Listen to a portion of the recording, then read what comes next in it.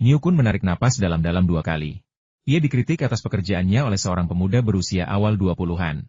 Dulu, bahkan jika ia tidak menghukumnya, ia pasti akan pergi dengan marah. Tapi sekarang, ia benar-benar tidak bisa pergi. Terus terang, perkembangan Beida Chang tidak akan berjalan tanpa bantuan Feng Yu untuk saat ini. Di grup Beida Chang, ia memang mudah digantikan, tetapi peran Feng Yu tak tergantikan. Jika terjadi sesuatu, kemungkinan besar ia akan kehilangan posisinya sebagai manajer Beida Chang, dan bahkan mungkin posisinya di Kementerian Pertanian. Dan Feng Yu akan tetap menjadi bos besar, masih menjalani kehidupan yang riang. Lalu katakan padaku bagaimana kamu menghitungnya? Pengetahuan bisa diubah menjadi nilai. Kenapa saya harus bilang begitu kalau Anda tidak berkontribusi apa-apa? Saya bilang sekarang juga kalau Anda mau kerja sama merek, silakan. Kalau Anda mau ganti kemasan, silakan juga. Tapi beri saya uang. Tanpa uang, tidak ada gunanya membahas apapun. Tuan Feng, kita sudah mengobrol baik-baik sebelumnya. Kenapa kita malah membahas ini? Niu Kun ingin mengganti topik. Itu terserah padamu, Feng Yu mendengus dingin. Tuan Feng, bagaimana kalau kita bicara lagi? Tanya Niu Kun ragu-ragu. Baiklah. Feng Yu setuju sambil tersenyum. Niu Kun sangat gembira. Tepat saat ia hendak menyatakan syaratnya, Feng Yu berkata, dari mana kita mulai? Mari kita mulai dengan kerja sama merek. Feng Yu menggelengkan kepalanya, apakah kamu ingat apa yang kamu katakan terakhir kali? Apa kalimat sebelumnya? Niu Kun tampak bingung. Itulah yang saya katakan sebelum saya setuju untuk bekerja sama dengan merek tersebut. Sepertinya aku tidak ingat.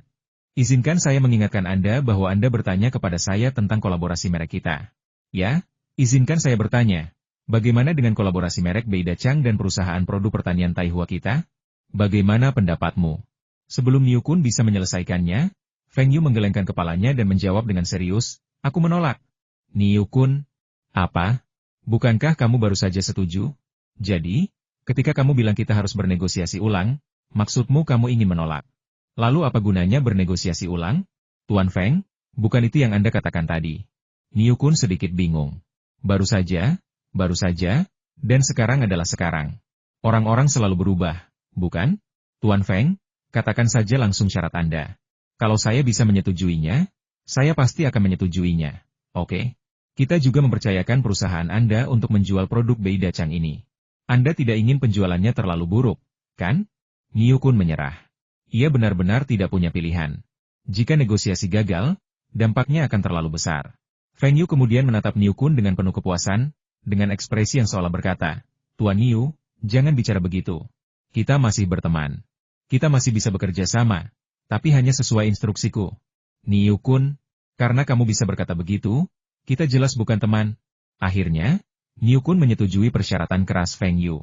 Ia tak punya pilihan selain setuju. Sebagai pejabat tinggi, ia harus bernegosiasi dengan pengusaha lokal dan dibatasi dalam segala hal. Ia tak pernah menyangka hal ini akan terjadi sebelumnya. Feng Yu baru saja menyelesaikan kerangka kerjasama dengan Niu Kun, dan menyerahkan detailnya kepada Zhang Ming untuk dibahas. Lagi pula, Zhang Ming paling mengenal perusahaan pertanian dan produk sampingan Taihua. Lagi pula, Feng Yu terlalu malas membicarakannya. Terlalu melelahkan memikirkan uang yang sedikit itu.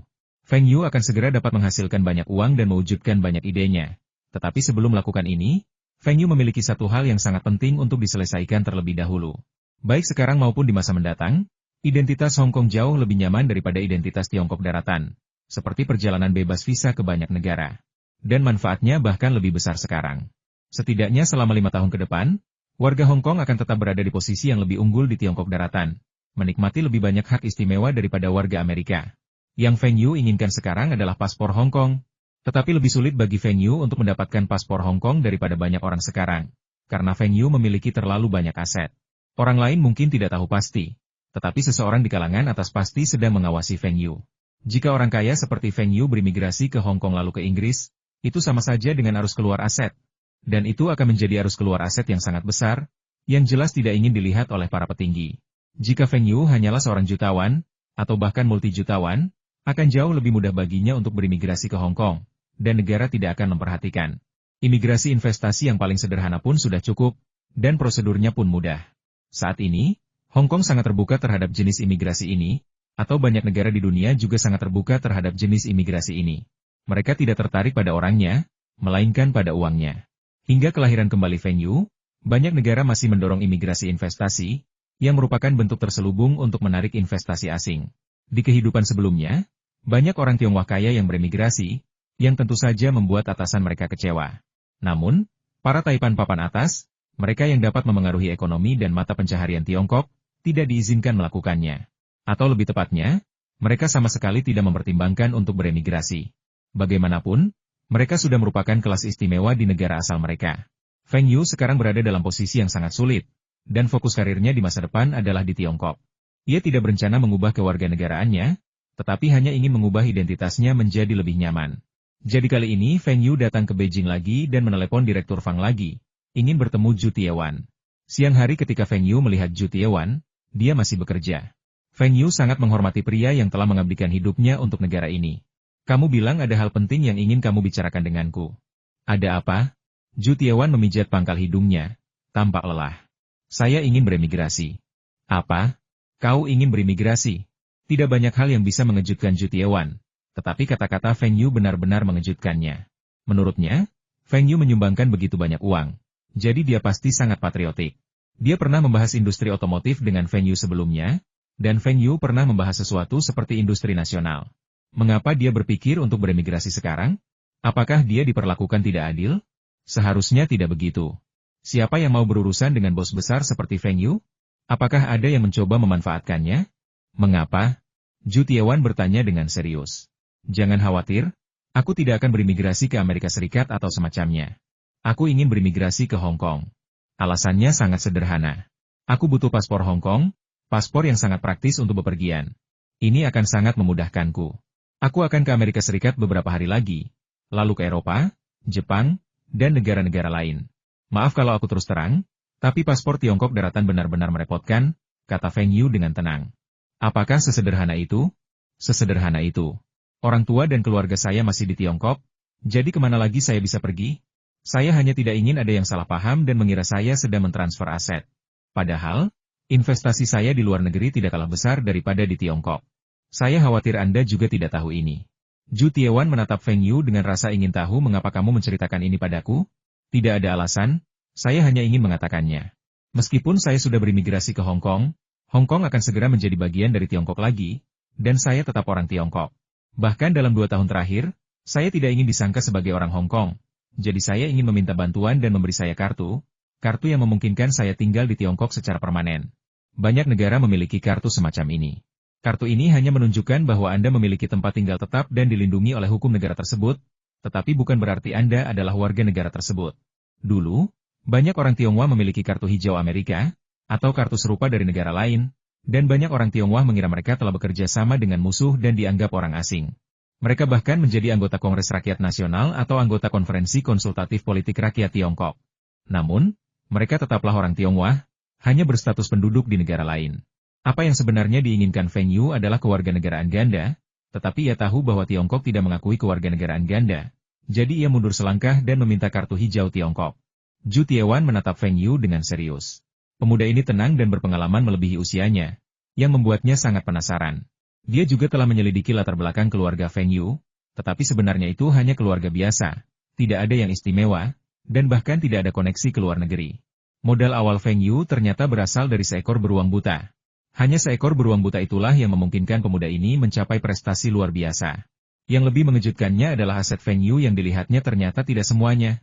Akan sangat bagus jika orang seperti itu bisa bekerja untuk negara, yang pasti akan membuat negara ini berkembang lebih cepat. Sayangnya, pemuda ini tidak tertarik dengan hal itu. Tidak perlu terlalu rumit tentang apa yang Anda bicarakan. Anda bisa memiliki identitas Hong Kong dan identitas daratan secara bersamaan. Dengan kata lain, Anda bisa memiliki 2 paspor resmi. Hah? Bukannya itu berarti aku punya kewarganegaraan ganda? Apa aku secara tidak sengaja mendapat beberapa hak istimewa? Maksudmu, aku bisa memiliki kewarganegaraan ganda? Feng Yu bertanya lagi. Sebentar lagi akan menjadi satu negara, dan semuanya akan sama. Kamu punya banyak ide, dan aku harap kamu bisa memberikan lebih banyak kontribusi kepada negara, daripada hanya berdonasi dan membayar pajak. Zhu Tiewan menatap Feng Yu, matanya seolah mampu melihat isi hati orang-orang. Namun, Feng Yu benar-benar tidak setuju dengan hal ini. Ia tidak sepenuhnya tidak paham politik, tetapi ia jelas tidak begitu familiar dengan ekonomi. Terlebih lagi, politik terlalu membatasi, dengan terlalu banyak aturan dan regulasi, yang sangat tidak disukai Feng Yu. Kalau aku bisa, aku akan berusaha sebaik mungkin. Aku orang Tionghoa. Hahaha, Bagus sekali. Aku akan meminta bantuanmu untuk masalah ini. Dalam 3 hari, kamu akan bisa mendapatkan paspor Hong Kong yang sah. 3 kata Tiongkok membuat Zhu Tiewan sangat puas. Setelah Feng Yu pergi, Zhu Tiewan menatap punggungnya. Dia sungguh pemuda yang tak terduga. Kehadiran orang seperti itu di Tiongkok pastilah sebuah berkah. Presiden Kameda, maaf, saya seharusnya memanggil Anda Ketua Kameda. Ketua Kameda, belum pernah ada perusahaan yang memproduksi mainan seks terdaftar di bursa saham. Hari ini Anda mengumumkan bahwa dalam 3 hari, Six Sense Company akan terdaftar di Nasdaq di Amerika Serikat. Benarkah itu? Tanya seorang reporter sambil memegang mikrofon. Di pintu masuk Six Sense Company, banyak wartawan mengelilingi Masao Kameda, ingin mewawancarainya terlebih dahulu. Berita ini benar. Kalian masih bisa memanggil saya Presiden Kameda. Lagi pula, saya masih Presiden Six Sense Co., Ltd. Masao Kameda tersenyum gembira, tak bisa menyembunyikan kepuasan di wajahnya. Feng Yu sebelumnya telah menunjuknya sebagai Presiden Six Sense, dan ia sangat senang dan termotivasi.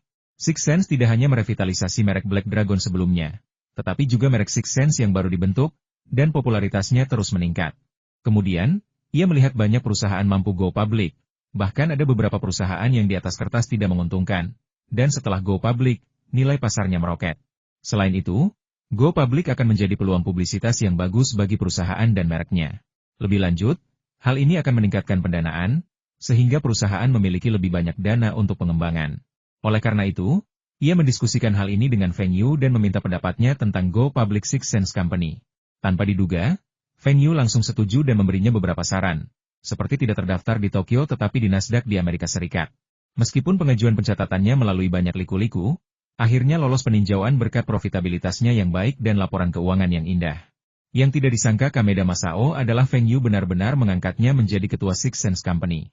Betapa besar kepercayaan Feng Yu padanya.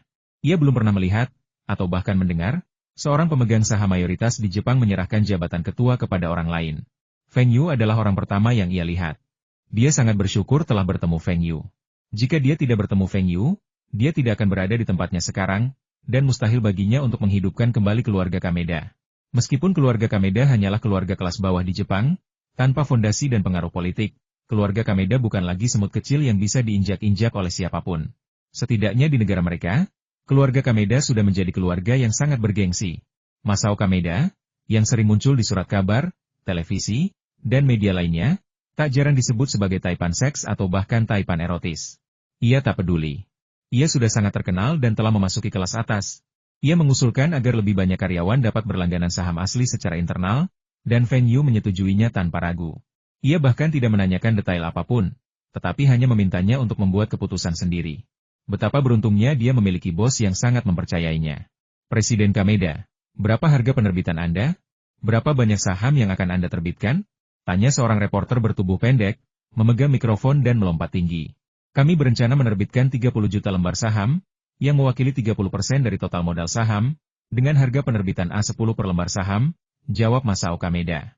Seseorang segera menghitung bahwa apa yang dimaksud Masao Kameda adalah bahwa perusahaan Six Sense mereka, sebuah perusahaan yang memproduksi mainan seks, sebenarnya bernilai $1 miliar AS? Lucu sekali. Perusahaan seperti ini, dengan utang ratusan juta dolar, bagaimana nilai pasarnya bisa begitu tinggi? Ketua Kameda, bukankah harga penerbitannya terlalu tinggi? Saya dengar valuasi aset Anda tidak setinggi itu. Apakah Anda menerbitkan dengan harga premium? Teriak seseorang. Kameda Masao melirik reporter itu. Kau bodoh ya? Siapa yang menerbitkan saham tanpa premi? Apa nilainya $10, dan aku menjualnya $5? Gila. Dia tidak perlu menjawab pertanyaan ini. Seketika, seorang reporter mendorong rekan kerja yang idiot itu ke samping dan berteriak, Presiden Kameda, mengapa Anda memilih untuk mencatatkan saham di Nasdaq? Tidak bisakah Anda mencatatkan saham di Tokyo? Negara kami sangat toleran, dan produk-produk perusahaan Anda sangat terkenal di negara kami. Banyak orang ingin membeli saham perusahaan Anda, tetapi Anda memilih untuk mencatatkan saham di Amerika Serikat. Mengapa? Masao Kameda melirik reporter itu dan berkata, ada banyak perusahaan di negara kita yang terdaftar di Nasdaq. Pernahkah Anda bertanya mengapa? Saya tidak tahu alasan mereka, dan saya juga tidak ingin tahu. Saya hanya bertanya atas nama masyarakat umum mengapa perusahaan Anda tidak terdaftar di Tokyo, kata reporter itu dengan licik. Baiklah, kalau begitu saya akan memberitahu alasan saya. Pertama, saya yang pertama mengajukan pencatatan di Tokyo, tetapi ditolak. Alasan penolakannya adalah karena mereka tidak yakin dengan profitabilitas perusahaan saya dan jumlah pemegang saham yang tidak mencukupi. Jadi saya mengajukan permohonan ke Nasdaq. Meskipun mereka tidak langsung menyetujuinya, mereka terus berkomunikasi dengan saya. Kedua, go public berarti mengumpulkan modal, yang memungkinkan perusahaan tumbuh lebih cepat. Untuk menghasilkan uang, kami tentu memilih pasar keuangan yang lebih makmur. Sejujurnya, pasar keuangan Tokyo pernah menjadi nomor satu dunia, tetapi belum pulih sejak jatuhnya pasar saham beberapa tahun yang lalu. Six Sense, perusahaan seperti kami, atau bahkan yang mirip dengan kami, belum pernah go public sebelumnya. Jadi saya agak gugup. Karena itu, saya memilih pasar keuangan yang lebih makmur dengan lebih banyak investor. Poin lainnya Six Sense menggunakan uang Amerika untuk pengembangan dan kemudian menghasilkan uang Amerika. Bukankah itu hal yang baik? Presiden Kameda, ada yang bilang Anda bukan pemegang saham utama Six Sense Company. Benarkah itu? Seorang reporter menyela dan bertanya. Perusahaan Six Sense adalah milik semua karyawan. Apa pentingnya siapa pemegang saham utama? Lagi pula, saya ketuanya. Operasional dan pengembangan perusahaan Six Sense akan berada di bawah kepemimpinan saya seperti biasa. Masao Kameda tidak memberikan jawaban langsung. Feng Yu memintanya untuk tidak memberitahu siapapun tentang Feng Yu. Presiden Kameda. Baiklah, sekian untuk hari ini. Saya harus segera naik pesawat. Perusahaan ini akan go public di AS. Dan meskipun beberapa orang sudah pergi ke sana sebelumnya untuk persiapan, saya tidak bisa tiba hari itu, kan? Semuanya, mohon beri jalan. Jangan membuat penumpang lain menunggu karena saya. Kedua pengawal itu menyingkirkan para wartawan yang menghalangi jalan dan membawa Kameda Masao ke mobil. Ketika para wartawan melihat Kameda Masao telah pergi, mereka segera kembali ke mobil, berniat untuk melaporkan berita tersebut secepat mungkin. Ini adalah perusahaan mainan seks pertama yang terdaftar di dunia, dan berasal dari Jepang. Kami sangat bangga akan hal itu. Di dalam mobil menuju bandara, Kameda Masao terus tersenyum. Kapan ia pernah dikerumuni begitu banyak media berita Jepang untuk diwawancarai? Saya kira berita utama di media Jepang akhir-akhir ini semuanya akan mengenai saya dan Six Sense Company. Penawaran umum perdana Six Sense Company membuat Kameda Masao semakin bangga. Mereka yang dulu meremehkan saya, mereka yang menolak berinvestasi pada saya, apakah kalian menyesalinya sekarang? Berkat perkenalan Ju Tiewan, Feng Yu mendapatkan paspor Hong Kong resmi lebih awal di hari ketiga. Sementara itu, paspor Tiongkok Feng Yu masih ada dan sah. Setelah mendapatkan paspor, Feng Yu menghubungi Amerika Serikat dan terbang ke New York dari Hong Kong dengan beberapa orang. Terakhir kali dia datang, dia masih berusaha menipu orang-orang Pfizer. Kali ini, Feng Yu berencana untuk tinggal di Amerika Serikat lebih lama. Amerika Serikat saat ini sedang mengalami pertumbuhan ekonomi yang pesat. Meskipun tingkat pertumbuhan tertinggi tidak pernah melebihi 4%, dan rata-ratanya sekitar 3%, pertumbuhannya tetap mengerikan karena basisnya yang besar. Meskipun Amerika Serikat tidak sepenuhnya memiliki banyak peluang pada masa itu, Amerika Serikat jelas memiliki banyak peluang.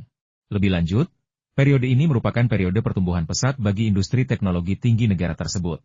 Industri teknologi tinggi seperti telekomunikasi, komputer, teknologi informasi, bioteknologi, dan desain perangkat lunak akan menggantikan manufaktur tradisional dan menjadi lokomotif pertumbuhan ekonomi AS.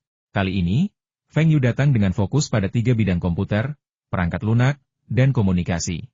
Ketiga bidang ini juga merupakan industri yang ingin ia promosikan secara gencar di Tiongkok. Tak perlu banyak bicara soal komunikasi.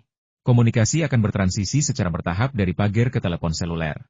Setelah tahun 1999, ketika sistem pemrosesan berkecepatan tinggi SMSC muncul, kapasitas pemrosesan SMS mencapai 500 pesan per detik, yang secara resmi akan mengalahkan pager dan menempatkan pager di jalur menuju kemunduran yang sesungguhnya. Rencana Feng Yu untuk Aiwa Electronics adalah meluncurkan telepon seluler merek Aiwa dan Feng Yu paling lambat tahun 1997, dan kemudian secara bertahap mengubah lini produksi, membuang peralatan produksi pager dalam waktu 1 hingga 2 tahun, dan menghentikan sepenuhnya produksi pager dalam waktu 3 tahun. Keputusan ini membingungkan banyak orang di Aiwa Electronics. Mereka percaya bahwa pager seharusnya tetap populer setidaknya 1 dekade lagi, dan bahwa mereka seharusnya terus memperluas kapasitas produksi dan berproduksi dengan kapasitas penuh. Mengapa mereka menarik diri dari pasar begitu cepat? Feng Yu memberitahu mereka bahwa pesan teks seluler akan mengungguli pager, tetapi mereka tidak mempercayainya. Sistem SMSC saat itu hanya dapat memproses 10 pesan per detik, yang menyebabkan penundaan yang signifikan. Pesan teks tidak seefektif pager. Namun mereka tidak dapat membayangkan bahwa SMS akan berkembang begitu pesat, dan di masa mendatang akan mampu memproses 16.000 pesan per detik, dan SMS akan menjadi layanan seluler paling populer di kalangan pengguna telepon seluler. Karena SMS lebih murah, hampir sama dengan biaya pager, tetapi jauh lebih praktis. Feng Yu memberitahu staf Aiwa Electronics bahwa ini adalah perintah, bukan negosiasi. Sebagai pemegang saham pengendali, Feng Yu dapat membuat semua keputusan perusahaan. Selama keputusan tersebut sah, dan ia dapat sepenuhnya mengabaikan pendapat pemegang saham lainnya. Industri komputer diserahkan kepada Lenovo. Lenovo telah melakukan pekerjaan yang sangat baik dalam mengendalikan biaya, dan tarif impor produk elektronik di negara tersebut tetap tinggi. Tahun ini merupakan peluang bagus bagi Lenovo untuk melancarkan perang harga dan menyatukan pasar domestik. Terlebih lagi, industri komputer akan memasuki periode perkembangan pesat, karena sistem operasi Win95 milik Microsoft akan segera diluncurkan. Sistem ini merupakan faktor kunci dalam penyebaran komputer yang pesat. Sederhana, praktis, cepat, dan mudah digunakan. Sistem ini memungkinkan orang-orang menyelesaikan sebagian besar operasi hanya dengan sekali klik, bahkan lansia dan anak-anak pun dapat menggunakan komputer. Bersamaan dengan itu, Microsoft meluncurkan peramban Internet Explorer, yang semakin mempercepat perkembangan internet. Kesempatan baik ini tidak boleh dilewatkan. Meskipun sulit untuk menjadikan Lenovo perusahaan komputer kelas dunia secara tiba-tiba, mereka tidak akan kesulitan mendominasi pasar Tiongkok. Dalam hal perangkat keras, Lenovo telah menandatangani kontrak pasokan dengan banyak perusahaan, dan beberapa komponen non-inti juga dapat diproduksi di dalam negeri. Ditambah dengan kemampuan lokalisasi Lenovo di Tiongkok, tahun ini pasti akan menjadi periode puncak penjualan komputer di Tiongkok. Feng Yu tentu saja ingin Lenovo memanfaatkan peluang ini. Untungnya, Liu Chuanzi juga setuju, yakin bahwa sekaranglah saatnya untuk melancarkan perang harga. Lenovo di kehidupan ini berbeda dengan kehidupan sebelumnya. Di kehidupan sebelumnya, Lenovo mengumpulkan dana melalui IPO di Hong Kong dan kemudian berkembang dengan dana tersebut. Namun, di kehidupan ini, Feng Yu berinvestasi langsung di perusahaan tersebut, dan IPO di Hong Kong diblokir oleh Feng Yu. Feng Yu meminta Lenovo untuk menunggu sedikit lebih lama. Sekalipun ingin go public, pilihan terbaik saat ini adalah Amerika Serikat. Bursa efek New York dan Nasdaq sama-sama bagus, sementara pasar saham Hong Kong jauh tertinggal. Sebelumnya, Lenovo tercatat di bursa Hong Kong selama beberapa tahun sebelum akhirnya dihapuskan. Feng Yu tidak ingin hal ini terulang, karena penghapusan tersebut akan sangat merusak kepercayaan investor. Feng Yu sangat menentangnya, karena sahamnya akan terdilusi. Kecuali Lenovo mengizinkannya untuk berlangganan secara internal terlebih dahulu sebelum menerbitkan dan mencatatkan sahamnya, sehingga mempertahankan kepemilikan saham Feng Yu akan sepenuhnya mendukungnya. Untuk perangkat lunak, Lenovo juga sedang bekerja keras mengembangkannya, dan Feng Yu memberikan bimbingan kepada Liu Chuanzi.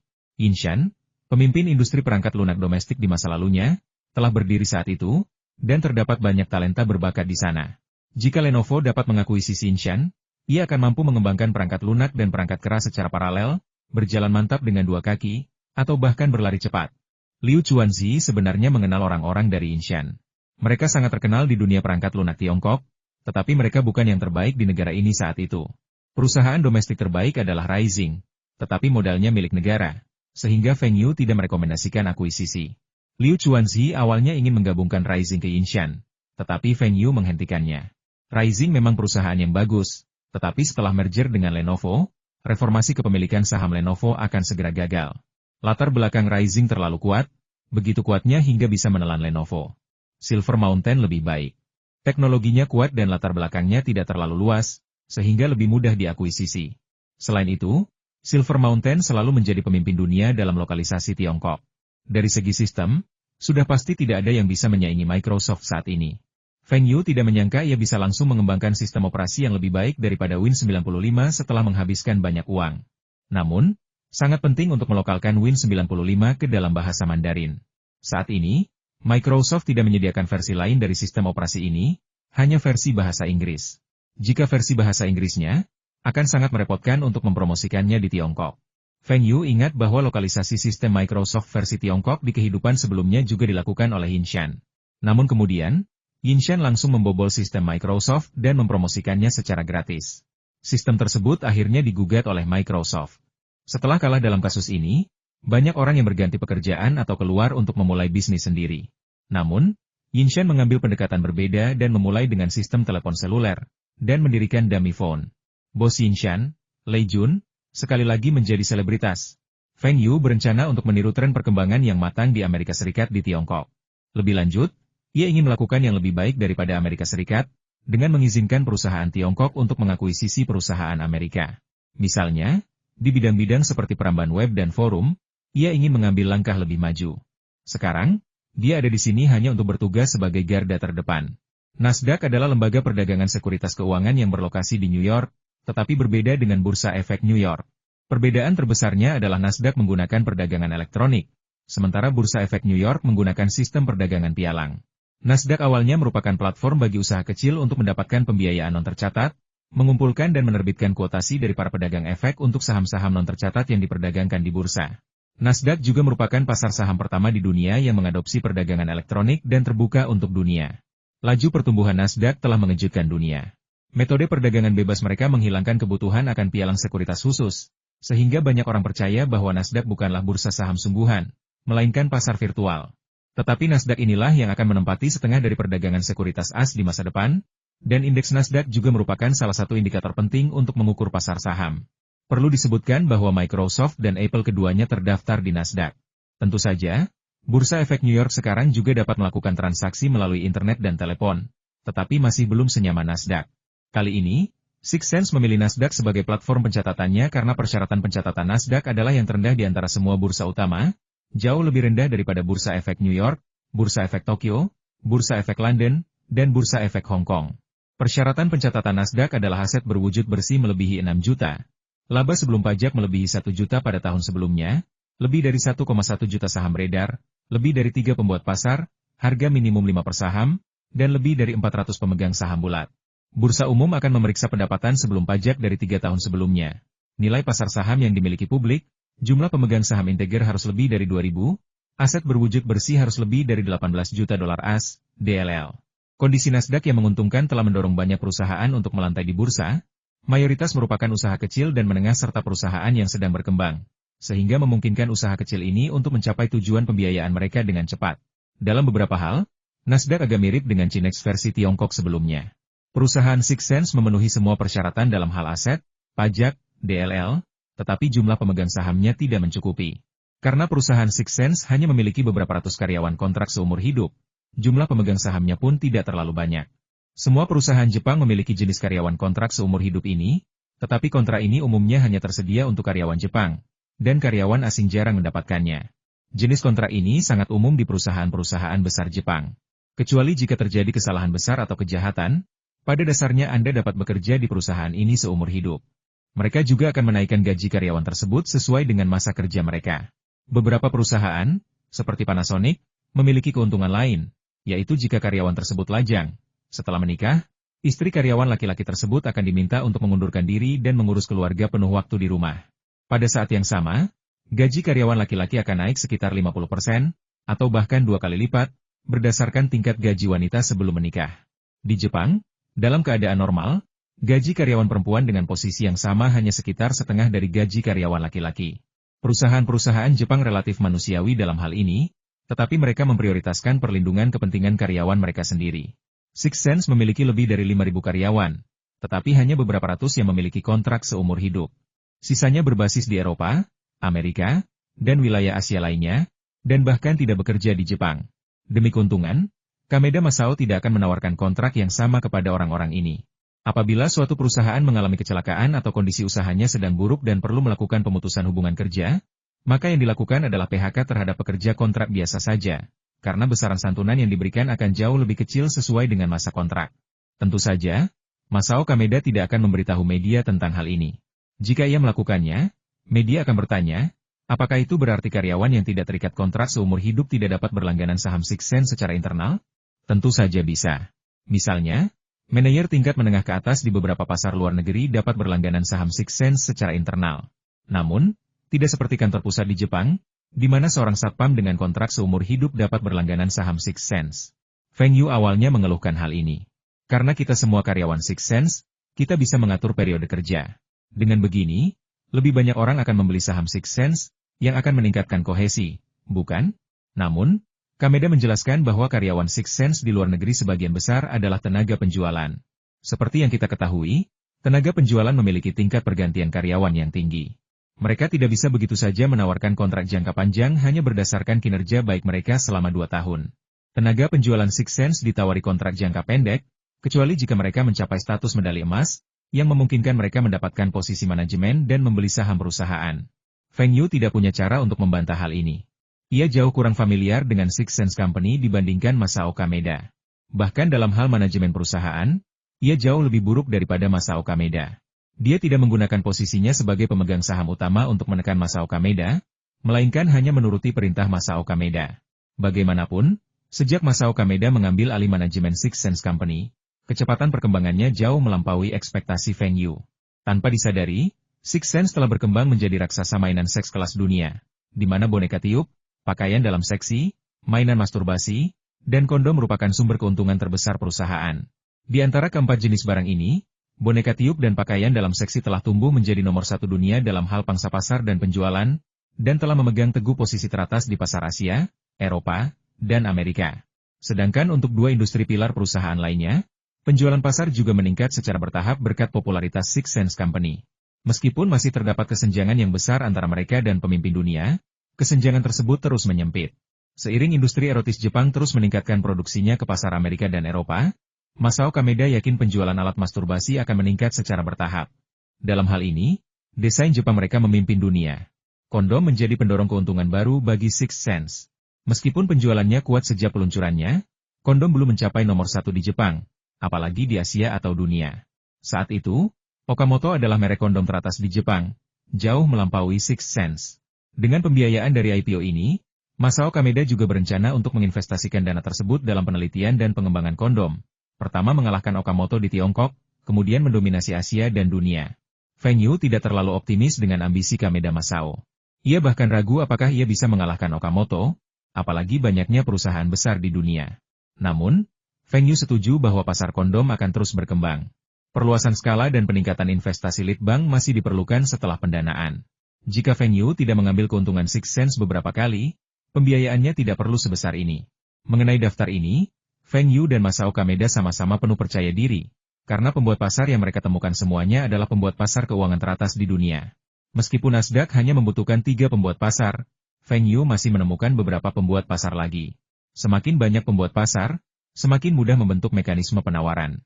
Dengan demikian, selisih bid-ask akan berkurang, atau biaya komisi akan berkurang, sehingga biaya transaksi, yang merupakan salah satu biaya utama pencatatan, akan berkurang. Lebih lanjut, harga yang diperoleh dengan cara ini akan lebih berorientasi pasar, akurat, dan objektif. Jika jumlah pembuat pasar terlalu sedikit, jika mereka terlibat dalam bisnis yang mencurigakan dan menaikkan harga saham Anda harus membayar spread atau komisi yang tinggi, lalu menyaksikan harga saham tiba-tiba melonjak lalu anjlok, dan Andalah yang akan merugi. Hal seperti ini pernah terjadi sebelumnya. Para pelaku pasar yang ditemukan Feng Yu kali ini adalah Barclays, Goldman Sachs, Citigroup, Morgan Stanley, Wells Fargo, DLL, yang semuanya merupakan pelaku pasar terkemuka di Amerika Serikat. Masing-masing dari mereka memiliki kemampuan untuk menjual saham Six Sense dengan harga tinggi. Feng Yu pertama kali menghubungi Citibank melalui Citibank Hong Kong. Ketika penanggung jawab Citibank melihat laporan keuangan Six Sense Company, mereka mendapati bahwa laporan tersebut jauh lebih baik daripada yang mereka bayangkan. Perusahaan yang sangat menguntungkan seperti itu pasti akan mengalami lonjakan harga saham setelah pencatatan, dan bahkan harga pembukaannya pun akan sangat mengejutkan. Feng Yu menyadari bahwa Citibank sangat optimis terhadap Six Sense, yang memberinya banyak kepercayaan diri. Oleh karena itu, ketika ia menghubungi Barclays dan Goldman Sachs, ia merasa lebih percaya diri. Adapun Morgan Stanley, Wells Fargo, DLL, mereka adalah lembaga keuangan ternama di Amerika Serikat. Ada juga beberapa lembaga keuangan ternama yang datang kepada Feng Yu atas inisiatif mereka sendiri setelah ia meminta seseorang untuk menyebarkan berita tersebut. Orang-orang ini tidak melihat laporan keuangan dan rencana Six Sense Company, tetapi mendengar bahwa pemegang saham utama perusahaan ini sebenarnya memegang lebih dari 15% saham Microsoft. Meskipun saham-saham ini tidak dijual kepadanya oleh kedua pendiri Microsoft, tetapi dibeli olehnya sedikit demi sedikit dengan harga tinggi dari pasar saham, dan merupakan saham tanpa hak suara, aset ini saja sudah cukup untuk membuat orang memperhatikannya. Nilai pasar Microsoft saat ini telah melampaui 30 miliar dolar AS, yang berarti bahwa pemegang saham Microsoft yang tidak dikenal ini sebenarnya adalah orang super kaya dengan kekayaan bersih lebih dari 4,5 miliar dolar AS. Perwakilan dari berbagai kelompok keuangan besar ingin bertemu dengan orang super kaya tersebut. Bertindak sebagai market maker untuk Six Sense adalah pendekatan proaktif mereka. Mereka percaya bahwa orang kaya ini pasti memiliki lebih dari sekadar satu perusahaan, dan bahwa mereka pasti bisa memanfaatkan perusahaan-perusahaan tersebut sebagai penggerak pasar ketika perusahaan-perusahaan tersebut go public, yang memungkinkan mereka meraih keuntungan lebih besar. Akan lebih baik lagi jika mereka bisa berkolaborasi dalam beberapa aspek bisnis mereka. Sayangnya, tak satupun dari kelompok keuangan besar ini berhasil mencapai kesepakatan dengan Feng Yu. Mereka merasa ketulusan mereka sudah cukup, sehingga mereka mengirim petinggi mereka. Namun, Feng Yu tahu bahwa para petinggi ini bukanlah petinggi yang sebenarnya, dan ia tidak mau repot-repot bernegosiasi bisnis dengan mereka. Kalau mau ngomong, bicaralah langsung dengan bosnya. Mereka sebenarnya cuma karyawan, dan status mereka di konsorsium bahkan lebih rendah daripada Kameda Masao di Six Sense Company. Di permukaan, mereka memang punya wewenang untuk mengambil keputusan, tapi kenyataannya, mereka bisa dicopot dari jabatannya kapan saja. Feng Yu selalu ingin berbicara baik-baik dengan Bill Gates. Lagi pula, dia pemegang saham terbesar ketiga. Bagaimana mungkin dia tidak punya suara sama sekali? Keduanya pernah bertemu sebelumnya, ketika Feng Yu pertama kali berbondong-bondong membeli saham Microsoft yang beredar. Intinya, selama ada yang menjual, Feng Yu akan membelinya berapapun harganya. Ia sangat yakin bahwa harga saham Microsoft akan terus naik. Dan memang demikianlah adanya. Setinggi apapun harga yang dibayarkan Feng Yu, harga saham Microsoft terus naik, dan tahun ini, laju kenaikannya akan semakin cepat, dan Microsoft harus memecah sahamnya lagi. Karena peluncuran Windows 95 akan mendatangkan keuntungan besar bagi Microsoft. Meskipun mereka belum memonopoli pasar sistem operasi, dengan Apple, IBM, dan perusahaan lain yang bersaing, perangkat lunak Microsoft adalah yang termudah dan paling ramah pengguna. Yang terpenting, Microsoft telah menandatangani kontrak dengan banyak produsen PC, memastikan bahwa semua PC ini akan diinstal dengan perangkat lunak Microsoft asli. Keuntungan Microsoft sudah terlihat jelas. Feng Yu tentu saja tidak akan menjual saham Microsoft saat ini. Seluruh keuntungan dan hampir seluruh modal kerjanya diinvestasikan di dalamnya. Dan dengan kenaikan harga saham Microsoft, kekayaan Feng Yu pun perlahan tumbuh. Feng Yu tidak pernah khawatir harga saham Microsoft akan turun. Sekalipun sempat turun dalam jangka pendek, harganya akan segera naik kembali. Selama Anda mengamatinya setiap bulan, Anda akan menemukan bahwa harga saham Microsoft terus naik dan Feng Yu telah menghasilkan keuntungan. Adakah saham lain yang memiliki momentum untuk naik lebih cepat daripada Microsoft? Ya, ada banyak. Bahkan di Hong Kong dan bahkan di Tiongkok daratan, ada lebih dari satu saham yang pertumbuhan jangka pendeknya akan melampaui Microsoft. Tetapi keberlanjutan saham-saham tersebut kurang baik, jadi Anda perlu memperhatikannya. Anda tidak perlu khawatir tentang saham Microsoft. Selain itu, saham Microsoft akan menjadi salah satu aset terpenting Feng Yu di Amerika Serikat di masa depan, yang akan sangat meningkatkan statusnya di mata pengusaha besar Amerika. Saat mencari pembuat pasar untuk Six Sense kali ini, jelas bahwa Feng Yu baru saja menyebarkan berita tersebut. Mereka tidak dapat memverifikasi keaslian berita tersebut, tetapi mereka semua memilih untuk mempercayainya. Karena meskipun beritanya salah, mereka tidak mengalami kerugian dan tetap bisa menghasilkan banyak uang sebagai penggerak pasar. Jika beritanya benar, maka dengan berteman dengan orang kaya seperti itu, mereka bisa menghasilkan lebih banyak uang di masa depan. Kameda Masao duduk di sebelah Feng Yu, tampak sedikit gugup. Tuan Feng, menurut Anda berapa harga pembukaan saham kita kali ini? Bisakah naik lebih dari 10% dari harga penerbitan? Feng Yu memutar matanya ke arah Kameda Masao dan berkata, 10%? Kau meremehkan para pembuat pasar itu. Tak satupun saham yang mereka jual mengalami kenaikan harga pembukaan kurang dari 13% dari harga penerbitan. Dan saham Six Sense kita diterbitkan bersama oleh begitu banyak perusahaan besar. Kita bisa bermimpi sedikit lebih besar. Didorong oleh Feng Yu, Kameda Masao bertanya dengan hati-hati. 15%? Feng Yu menggelengkan kepalanya. Kameda Masao sedikit kecewa. Ia terlalu banyak berpikir. 13% juga sangat bagus. Namun, tanpa diduga, Feng Yu berkata, bagaimana mungkin 15% cukup? Sebelum pembukaan, sesuai perjanjian, mereka harus melalui beberapa putaran penyelidikan. Dan mereka diharuskan untuk berkomunikasi satu sama lain di antara perusahaan mereka untuk memastikan keakuratan dan objektivitas harga. Prediksi saya, harga pembukaan akan naik setidaknya 20%. Kameda Masao terkejut. Berapa banyak? Kenaikan 20% tepat saat pembukaan? Mustahil, kan? Bukankah itu angka yang hanya bisa dicapai oleh perusahaan teknologi? Feng Yu menepuk bahu Kameda Masao dan berkata, aku selalu membuat hal yang tidak mungkin menjadi mungkin. Tunggu saja. Masao Kameda, mengenakan setelan jas yang bagus dan rambut yang disisir rapi, berdiri di depan panggung, berbicara kepada wartawan. Ini adalah upacara pencatatan dasar, yang terutama membahas rencana pengembangan masa depan perusahaan, profitabilitas, DLL. Untuk membuat orang yang membeli saham perusahaan percaya bahwa membeli saham perusahaan kita pasti akan menghasilkan uang. Kameda Masao berbicara dalam bahasa Inggris yang fasih, sementara Feng Yu hanya duduk di sudut, memegang segelas sampanye, tampak tidak mencolok. Feng Yu juga menyerahkan pidato pra-IPO kepada Kameda Masao, yang membuatnya semakin bersemangat. Hanya saja, Masao Kameda tampak percaya tahayul, atau suka mencari keberuntungan, sehingga ia mengenakan kemeja hijau, dasi hijau yang sangat mencolok, dan handuk keringat hijau di saku jasnya.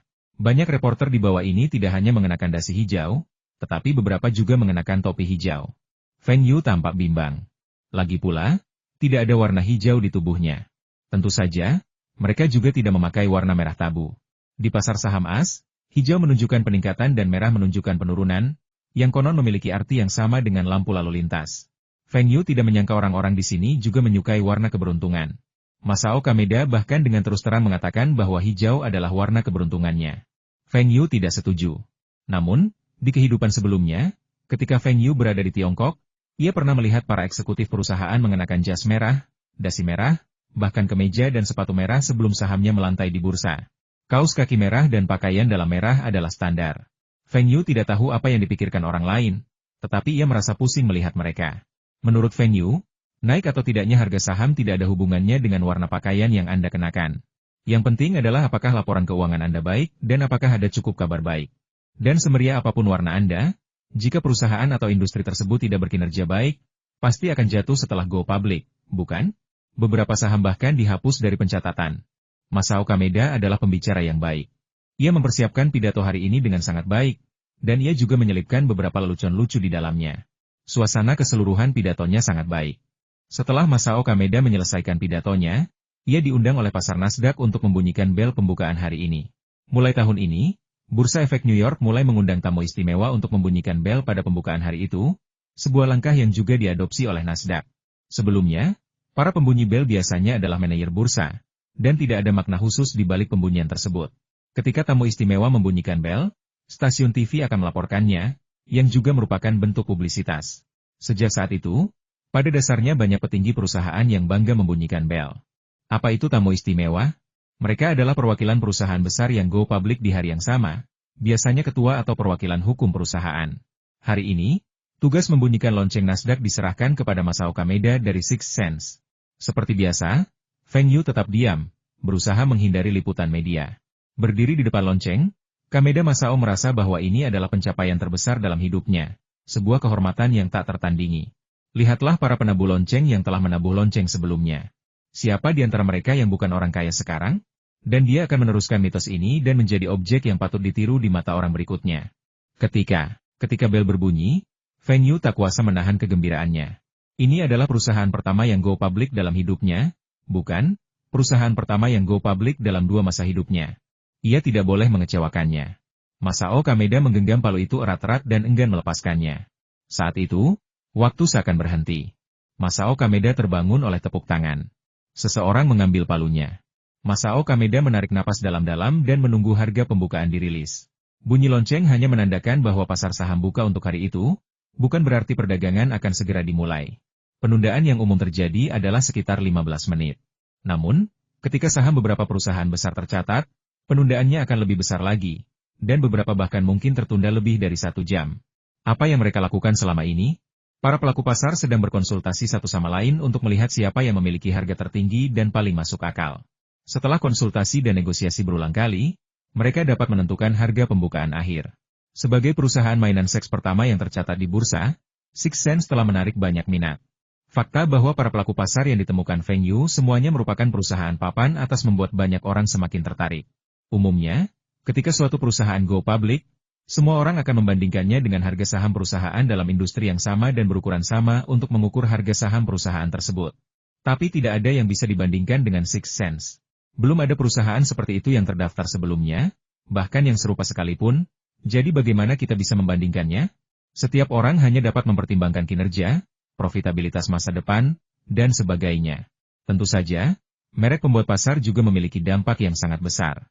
Namun, pada konsultasi sebelumnya, respons pasar sangat antusias. Semua orang sangat optimistis terhadap saham Sixth Sense dan sangat tertarik. Oleh karena itu, Feng Yu yakin saham Sixth Sense akan naik 20% pada pembukaan. Kameda Masao sangat gugup saat itu dan terus berbicara dengan orang-orang di sekitarnya. Ia ingin berbicara dengan Feng Yu, tetapi ia melihat Feng Yu menggelengkan kepalanya samar-samar.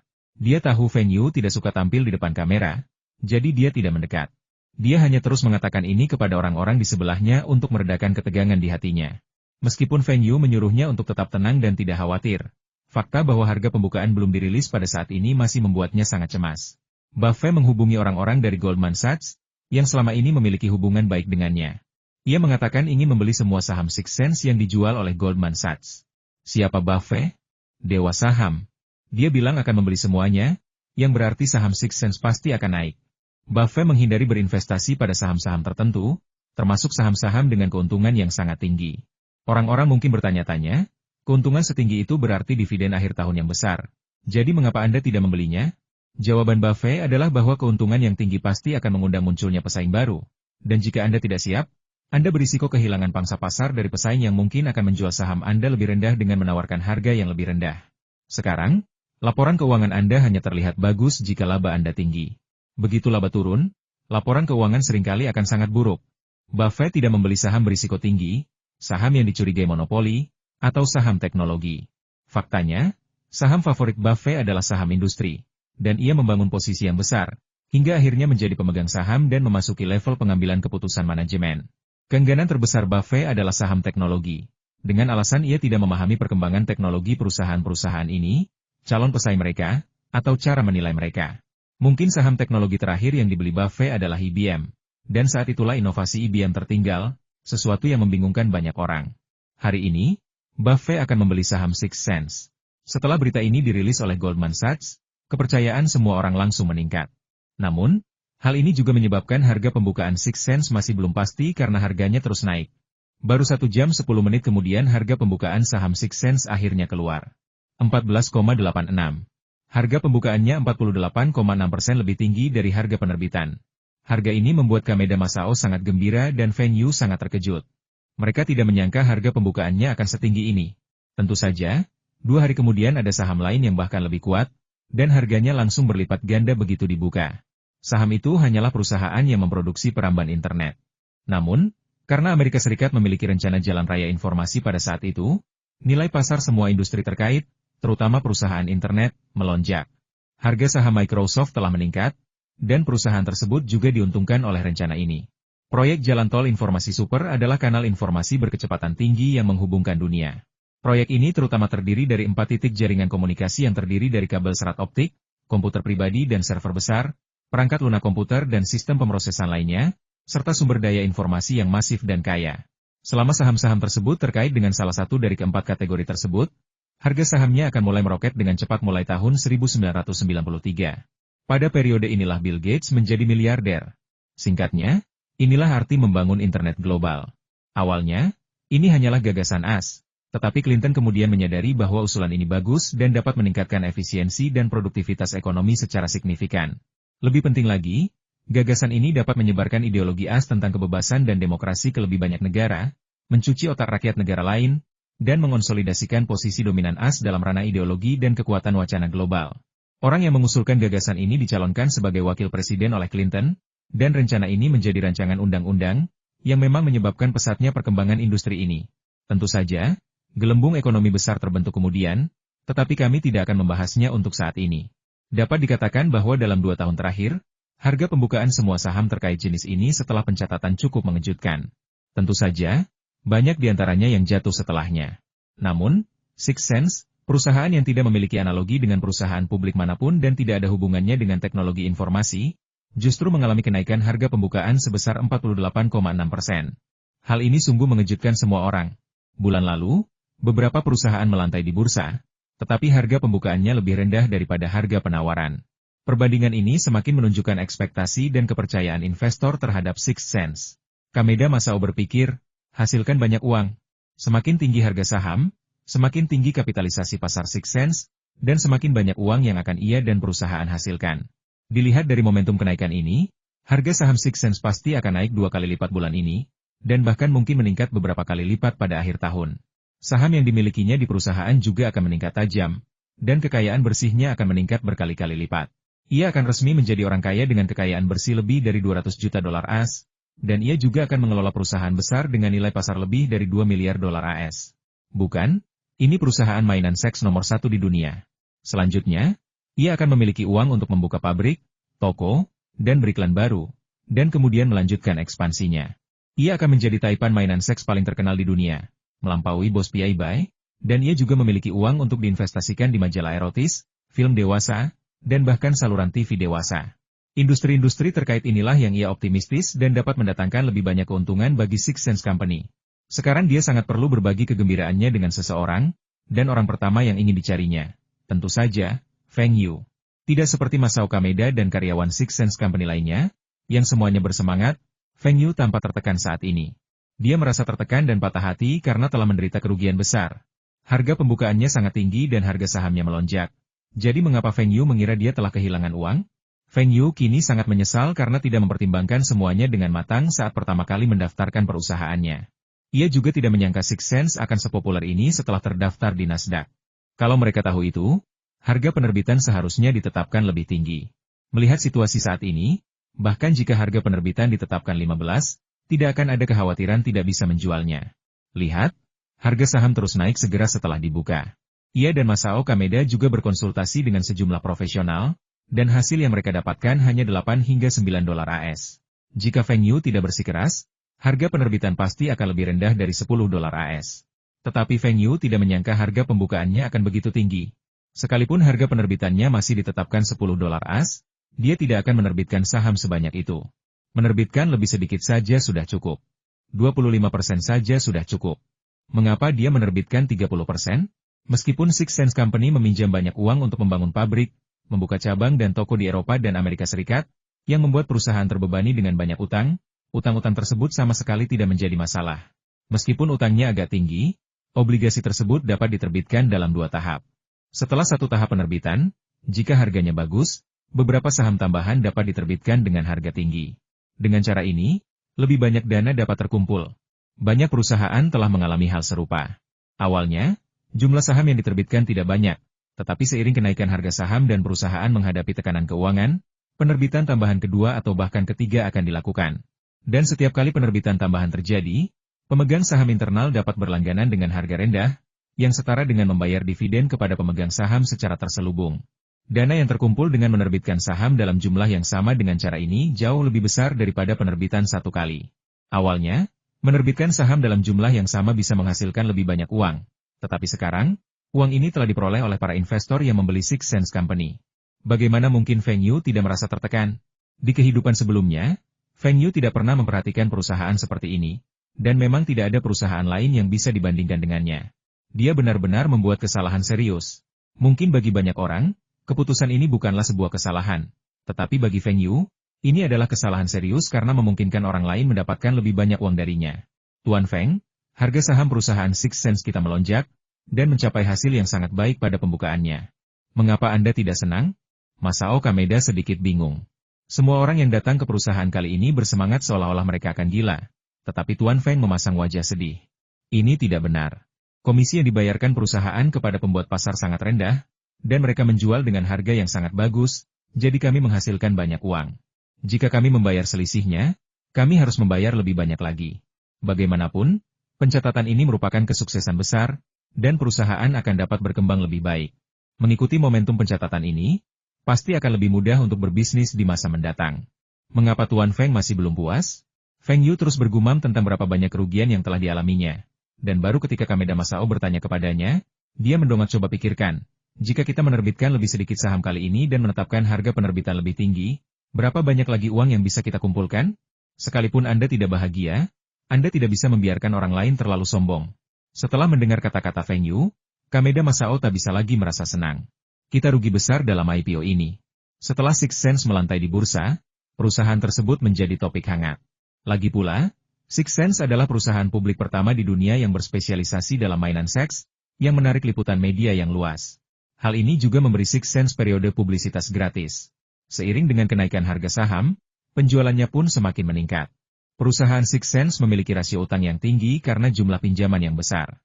Ketika Kameda Masao memutuskan untuk mengambil pinjaman dalam jumlah besar, Feng Yu menyatakan dukungannya. Karena ekonomi Jepang terperosok dalam stagnasi, dan merek-merek perusahaan elektronik dan kimia Jepang telah sangat terpengaruh tahun ini, perkembangan ekonomi Jepang sekali lagi mengalami pertumbuhan negatif. Saat itu, Inuyama Tomiichi mengambil keputusan yang sangat ekstrim, yaitu memangkas suku bunga untuk merangsang konsumsi. Di negara-negara normal, memangkas suku bunga untuk merangsang konsumsi merupakan metode yang umum, tetapi belum ada negara yang melakukan hal ekstrim seperti Jepang tahun ini. Suku bunga deposito mereka serendah 0,8%, yang oleh banyak orang disebut bercanda sebagai mengeluarkan uang untuk deposito. Ketika suku bunga deposito turun, suku bunga pinjaman tentu saja harus turun secara signifikan juga. Maka Kameda Masao menyadari bahwa suku bunga pinjamannya terlalu rendah. Ia merasa rugi jika tidak mengambil pinjaman tersebut. Maka Kameda Masao pun menggunakan beberapa trik untuk meminjamkan 400 juta dengan murah hati. Berdasarkan nilai tukar saat itu, jumlah tersebut setara dengan 36 miliar yen. Nilai tukar dolar AS terhadap yen Jepang saat ini telah naik menjadi 180, dan jumlah yen Jepang ini sudah dapat ditukar dengan lebih banyak dolar AS. Hanya dengan menjualnya kembali, ia sudah bisa mendapatkan keuntungan. Suku bunga yang begitu rendah membuat Feng Yu tak kuasa menahan diri, sehingga ia meminta Liu Shengzhao untuk mengajukan pinjaman juga, meminjam dolar AS dan membayarnya dalam yen Jepang. Ia dapat meminjam sebanyak yang ia bisa. Bahkan jika ia menggunakan uang itu untuk berinvestasi di pasar saham AS, ia tetap bisa meraup untung besar. Terlebih lagi, semua dana Feng Yu telah diinvestasikan di pasar saham AS, dan hampir semuanya telah ditukar dengan saham Microsoft.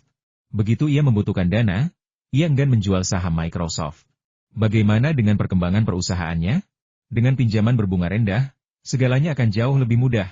IWA memang bukan perusahaan publik, dan Feng Yu adalah pemegang saham pengendali. Jika terjadi masalah, ia dapat dengan mudah mengalihkan dana untuk menutupi kekurangannya. Feng Yu telah menggelontorkan sejumlah besar uang untuk berinvestasi di pasar saham AS, termasuk mengakuisisi saham Microsoft. Selama periode ini, investor internasional terus meminjam uang dari bank-bank Jepang untuk tujuan yang sama dengan Feng Yu, yaitu berinvestasi di pasar saham AS. Hal ini juga mendorong kemakmuran pasar saham AS dan menarik lebih banyak dana. Banyak orang percaya bahwa tahun ini akan menjadi tahun bullish bagi pasar saham AS. Feng Yu juga berpendapat demikian, karena setelah menganalisisnya, ia menemukan bahwa berbagai indeks dan kurva saat ini sangat mirip dengan yang ada di kehidupan sebelumnya. Meskipun ada beberapa perbedaan, perbedaannya tidak terlalu besar. Dengan arus masuk modal yang begitu besar, indeks Dow Jones telah naik dari lebih dari 3.800 poin di awal tahun menjadi lebih dari 4.000 poin. Setelah melewati batas 4.000 poin, indeks terus naik. Menurut perkiraan Feng Yu, pada akhir tahun ini, angkanya pasti akan naik hingga lebih dari 5.000 poin. Seperti di kehidupan sebelumnya, angka ini akan memicu pasar bullish besar di Amerika Serikat dan membentuk gelembung ekonomi yang sangat besar. Periode ini telah digambarkan oleh banyak ekonom sebagai kemakmuran yang tidak rasional.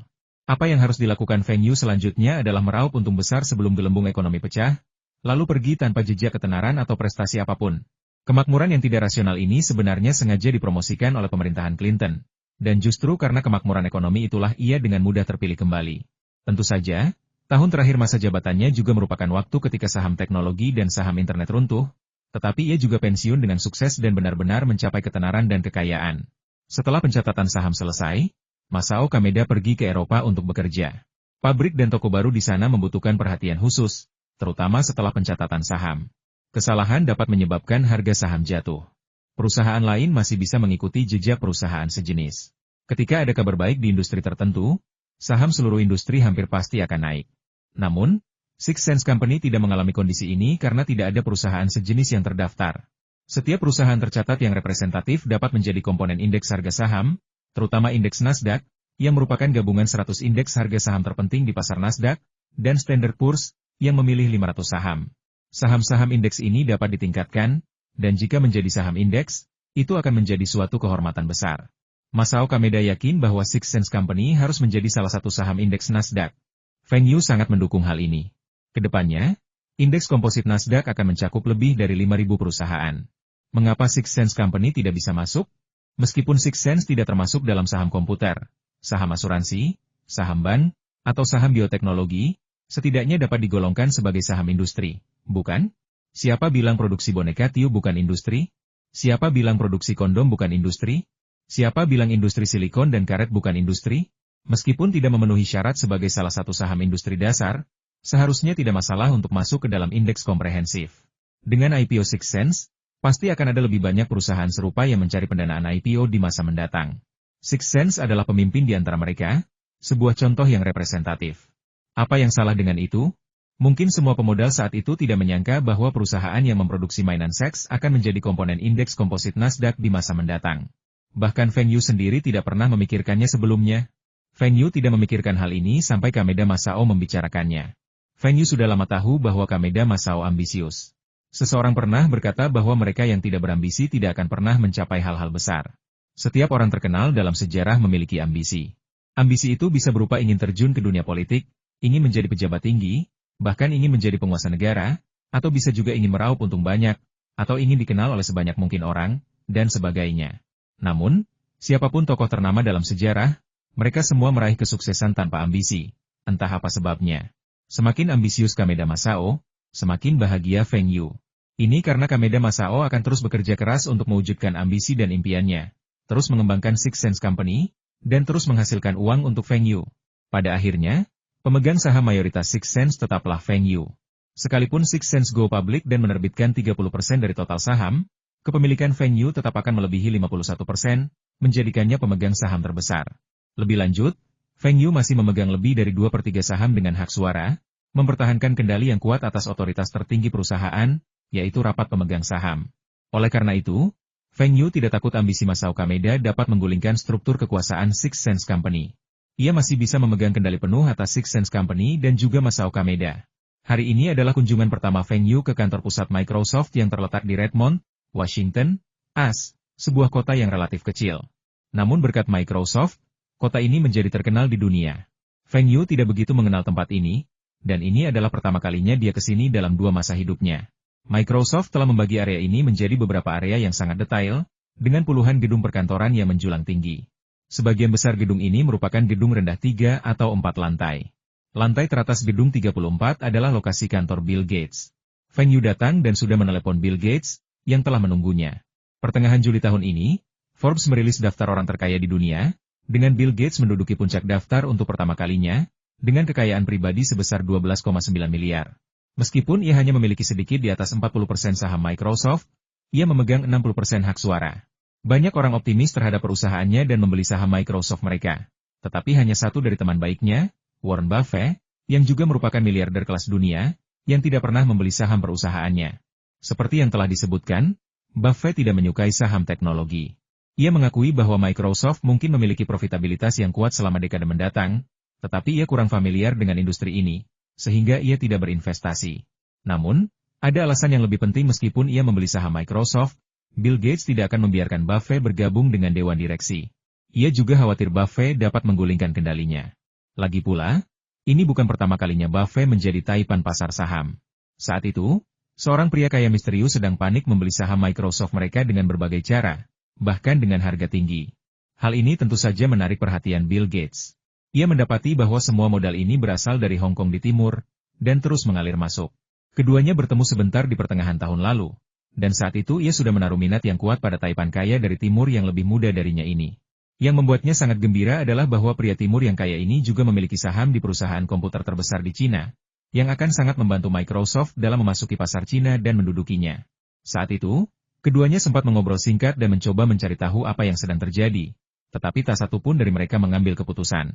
Namun, pada akhir tahun lalu, pengusaha kaya Tiongkok ini justru mulai menjual saham Microsoft secara besar-besaran, yang membuatnya terkejut. Ia mengira pihak lain tidak puas karena ia lambat dalam menyampaikan pendapatnya, atau karena pihak lain telah menemukan mitra yang lebih baik, seperti Apple, IBM, dan sebagainya. Jika Microsoft bekerja sama dengan perusahaan-perusahaan tersebut dan memonopoli pasar Tiongkok, maka Microsoft akan kehilangan banyak keuntungan di masa mendatang.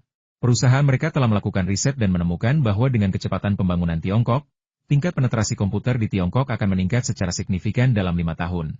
Jika semua orang menggunakan sistem dan perangkat lunak Microsoft, keuntungannya akan sangat besar. Melampaui Amerika Serikat dan seluruh Amerika Utara di masa depan bukanlah masalah. Lagi pula, jumlah penduduk Tiongkok terlalu banyak dan potensi penggunanya sangat besar. Bill Gates menghubungi Feng Yu saat itu, dan Feng Yu mengatakan kepadanya bahwa itu hanya masalah penggunaan sebagian dana untuk perputaran dan bahwa ia akan segera membeli kembali saham Microsoft. Ia masih mencintai Microsoft. Ternyata, Feng Yu telah secara agresif membeli saham Microsoft sejak Maret, meningkatkan kepemilikannya dari 13% menjadi 15%. Namun, Feng Yu tetap rendah hati dan tidak melakukan publisitas apapun. Bahkan banyak media ingin mencari tahu siapa pemegang saham ketiga Microsoft, tetapi sayangnya mereka tidak dapat menemukannya sama sekali. Dan hari ini, miliarder misterius ini akan mengunjungi Bill Gates. Beberapa orang mengatakan bahwa Bill Gates adalah sosok yang menjunjung tinggi kebebasan. Ia selalu menyediakan lingkungan kantor yang paling bebas bagi para insinyur perangkat lunak Microsoft. Beberapa orang juga mengatakan bahwa Bill Gates adalah orang yang tamak, karena ketika Microsoft pertama kali didirikan, Paul Allen lebih penting. Awalnya, Microsoft akan disebut Allen & Gates Company, tetapi karena Paul Allen tidak punya uang dan keluarga Bill Gates relatif kaya, pada akhirnya, Bill Gates memegang 60% ekuitas perusahaan dan Paul Allen memegang 40%. Sementara yang lain mengatakan bahwa Bill Gates adalah orang yang mudah tersinggung dan selalu berteriak kepada para programmernya ini adalah ide terbodoh yang pernah saya dengar. Bahkan ada yang mengatakan Bill Gates adalah orang yang narsis karena ia memuji dirinya sendiri di depan umum lebih dari satu kali, dan ia mengambil keputusan tanpa mempedulikan keberatan orang lain. Tetapi tidak ada satupun yang dapat menyembunyikan fakta bahwa Bill Gates adalah seorang jenius, seorang anak ajaib. Setidaknya Feng Yu sendiri sangat mengagumi Bill Gates. Tanpa Bill Gates dan Microsoft, komputer, internet, dan sebagainya tidak akan berkembang begitu pesat. Feng Yu sedikit terkejut ketika ia masuk ke kantor Bill Gates. Kantor ini jauh lebih kecil dari yang ia bayangkan, bahkan mirip dengan kantor eksekutif pada umumnya. Sama sekali tidak seperti yang dibayangkan Feng Yu. Sebuah kantor super luas yang hanya bisa ditempati satu orang di satu lantai. Tata letak kantornya membuatnya tampak seperti programmer biasa. Tampaknya posisi Bill Gates sebagai kepala insinyur perangkat lunak Microsoft tidak berlebihan. Bahkan hingga kini, Bill Gates masih bersikeras berpartisipasi dalam pengembangan dan pengujian perangkat lunak. Tuan Feng, senang bertemu Anda lagi. Bill Gates mengulurkan tangan kanannya ke arah Feng Yu. Hai, Bill. Feng Yu tersenyum dan berjabat tangan dengan Bill Gates. Pada saat yang sama, Bill Gates menariknya dan mereka berdua berpelukan hangat. Feng, apa pendapatmu tentang Microsoft? Tanya Bill Gates. Feng Yu tersenyum tipis. Bagus sekali, bahkan lebih baik dari yang kuharapkan. Kalau tidak, aku tidak akan menambah kepemilikan saham Microsoft-ku. Ternyata aku tidak salah. Harga sahamnya sudah naik cukup banyak. Ya? Hahaha, Feng, menambah kepemilikan saham Microsoft adalah keputusan yang bijaksana. Bill Gates sedikit bangga. Ngomong-ngomong, aku belum mengucapkan selamat padamu, tuan orang terkaya di dunia. Bill Gates lebih sering tersenyum. Menjadi orang terkaya di dunia untuk pertama kalinya di usia 40 tahun memang sesuatu yang patut dibanggakan. Namun, pemuda di depannya baru berusia awal 20-an. Jika asetnya diungkapkan, pasti akan sangat mencengangkan. Lagi pula, saham Microsoft saja sudah cukup untuk memasukkannya ke dalam daftar. Dibandingkan dengan pemuda ini, prestasinya tidak tampak begitu mengagumkan. Feng, aku agak penasaran. Kenapa kamu tidak mau diwawancarai wartawan? Apa kamu tidak tahu kalau publisitas media akan sangat bermanfaat untukmu? Kurasa Steve akan sangat senang kalau kamu mau diwawancarai. Steve yang disebutkan Bill Gates adalah Steve Forbes, yang juga merupakan presiden dan CEO Forbes Group, pemimpin redaksi majalah Forbes, dan tentu saja, teman Bill Gates. Feng Yu tersenyum dan menggelengkan kepalanya. Aku tidak terlalu suka terkena senter. Oh, sayang sekali. Mungkin kalian orang Cina terlalu rendah hati. Bill Gates mengangkat bahu. Ngomong-ngomong, Anda bilang kesempatan bagi Microsoft untuk memasuki Tiongkok sudah tiba. Benarkah? Tentu saja itu benar. Microsoft baru saja mengumumkan Win 95 dan menggabungkannya dengan Peramban AI. Ini akan menjadi langkah penting bagi Microsoft untuk memonopoli sistem operasi komputer. Sayangnya, Microsoft hanya memiliki versi bahasa Inggris, dan sangat sulit untuk mempromosikan versi bahasa Inggris di Tiongkok. Meskipun Microsoft mendirikan kantor di Beijing pada tahun 1992 untuk mempromosikan sistem dan perangkat lunak perkantorannya, tanggapannya tidak terlalu antusias. Tentu saja, hal ini juga sebagian besar disebabkan oleh rendahnya tingkat penetrasi komputer di Tiongkok. Namun kini situasinya berbeda. Sistem seperti DOS akan segera dihapuskan, dan Win 95 yang sederhana dan mudah digunakan akan mendominasi pasar. Di masa mendatang, sebagian besar perangkat lunak perkantoran, perangkat lunak game, DLL, akan berjalan di sistem Windows, dan Lenovo akan segera memulai perang harga komputer. Popularitas komputer di Tiongkok akan meningkat secara eksponensial. Saat ini, jika komputer Lenovo dilengkapi dengan sistem Win 95 asli Cina, ini akan memainkan peran penting dalam mempromosikan sistem Microsoft. Jadi bagaimana kita harus bekerja sama? Tanya Bill Gates cemas. Tentu saja, dia tahu bahwa Feng Yu tidak akan melakukan ini dengan sia-sia, dan dia juga tahu bahwa Feng Yu memiliki saham di produsen PC terbesar di Tiongkok dan pasti akan bekerja sama dengan perusahaan ini. Semua komputer Lenovo di masa mendatang akan dilengkapi dengan sistem operasi Microsoft, perangkat lunak perkantoran, Internet Explorer, DLL. Apakah Anda puas dengan kondisi ini? Bill Gates sangat gembira. Ini tawaran yang luar biasa. Jika berhasil, keuntungan Microsoft pasti akan meningkat pesat, dan begitu berita ini diumumkan, harga saham Microsoft pasti akan melonjak lagi. Dengan membuka pasar yang lebih besar dan memprediksi keuntungan, investor pasti akan lebih bersemangat membeli saham Microsoft, dan harga saham pasti akan melonjak. Jadi apa yang harus saya bayar? Tanya Bill Gates serius. Meskipun syarat ini menggiurkan, jika syarat Feng Yu terlalu keras, ia tidak akan setuju. Lagi pula, ada begitu banyak merek komputer di pasar Tiongkok, dan beberapa di antaranya telah bekerja sama dengan Microsoft. Feng Yu mengangkat dua jari dan berkata, saya punya dua permintaan. Yang pertama, harga perangkat lunak kita harus menjadi yang terendah di dunia. Feng, itu tidak mungkin. Kami di Microsoft memiliki harga terpadu di seluruh dunia dan mustahil bagi kami untuk memberi Anda harga yang lebih murah, bantah Bill Gates tegas. Feng Yu melirik Bill Gates. Harga terpadu global? Lucu sekali. Tidak ada produk yang selalu memiliki harga yang sama. Harga pasti akan bervariasi di berbagai periode dan wilayah. Ini prinsip bisnis. Bill, kamu sudah tidak mau lagi masuk pasar Cina? Dan saya bilang, orang-orang kita yang akan bertanggung jawab atas lokalisasi Cina, jadi tentu saja harganya harus diturunkan. Kalau tidak, bagaimana kita bisa menghitung biayanya? Kita juga bisa melakukan lokalisasi bahasa Mandarin, kata Bill Gates. Feng Yu mengangkat bahu. Apakah kamu mengerti bahasa Mandarin? Berapa banyak orang di Microsoft yang mengerti bahasa Mandarin? Bahasa Mandarin adalah salah satu bahasa tertua di dunia, dan bahasanya mendalam dan luas. Bahkan kami orang Tiongkok tidak berani mengaku memahaminya. Jadi berapa banyak dari kalian yang bisa? Kami memiliki banyak insinyur dari Tiongkok. Dan kami tidak membutuhkan bahasa pemrograman yang terlalu rumit, bahasa pemrograman yang sederhana saja sudah cukup. Sistem Win95 Microsoft kami bertujuan untuk mempromosikan konsep operasi yang sederhana, ujar Bill Gates dengan sedikit bangga. Siapa bilang tidak ada orang Tionghoa di Microsoft? Kami merekrut banyak mahasiswa Tionghoa untuk memasuki Tiongkok, pasar terbesar di masa depan. Saya juga sangat berpandangan jauh ke depan. Feng Yu mengangkat alisnya. Sepertinya Microsoft sudah memikirkan hal ini. Namun, apakah para mahasiswa Tiongkok itu benar-benar berbakat? Mungkin di masa depan, mereka akan berbakat, tetapi saat ini, para penerjemah Tiongkok paling berbakat masih berada di Tiongkok. Mereka yang Anda sebutkan adalah mahasiswa internasional yang direkrut dalam 2 tahun terakhir, kan? Apa Anda benar-benar berpikir mereka begitu luar biasa? Lagi pula, mereka telah mengenyam pendidikan di Amerika. Apa mereka benar-benar memahami hati orang Tionghoa? Hanya orang Tionghoa yang bisa lebih memahami orang Tionghoa. Sama seperti hanya orang kulit hitam yang bisa lebih memahami orang kulit hitam, kata Feng Yu sambil tersenyum. Bagaimana mungkin mahasiswa internasional bukan orang Tionghoa? Lagi pula, sistem kita seharusnya mudah digunakan oleh lansia dan anak-anak. Tidak perlu terlalu rumit. Mereka saja sudah cukup. Melihat ekspresi percaya diri Bill Gates, Feng Yu bersandar dan menyilangkan kaki. Bill, mungkin kau tidak terlalu mengenalku. Aku sudah berinvestasi banyak, tapi apapun yang kuinvestasikan, aku yang terbaik di industri ini. Apa kau benar-benar berpikir tidak ada perusahaan yang lebih baik dari perusahaanku di industri ini? Raut wajah Bill Gates berubah. Ia teringat pesan yang dikirim kembali oleh karyawannya di Tiongkok, yang mengatakan bahwa di Tiongkok, politik lebih kuat daripada ekonomi, dan beberapa orang berkuasa dapat menggunakan kekuasaan mereka untuk memengaruhi ekonomi dan bahkan menekan perusahaan manapun. Apa yang dimaksud Feng adalah dia dapat menekan Microsoft sehingga tidak berkembang? Feng, apa maksudmu dengan itu? Feng Yu tersenyum dan berkata, kau boleh menafsirkannya sesukamu. Mungkin itu yang kau maksud. Aku tetap menyarankanmu untuk bekerja sama denganku. Lagi pula, aku juga punya saham Microsoft, dan aku tidak ingin Microsoft kehilangan pasar sebesar Tiongkok. Dia sengaja membuat kata-katanya ambigu agar efeknya lebih terasa. Karena Anda memiliki saham Microsoft, mengapa Anda tidak membiarkan Microsoft menghasilkan lebih banyak uang? Tanya Bill Gates sebagai balasan. Itu syarat kedua saya.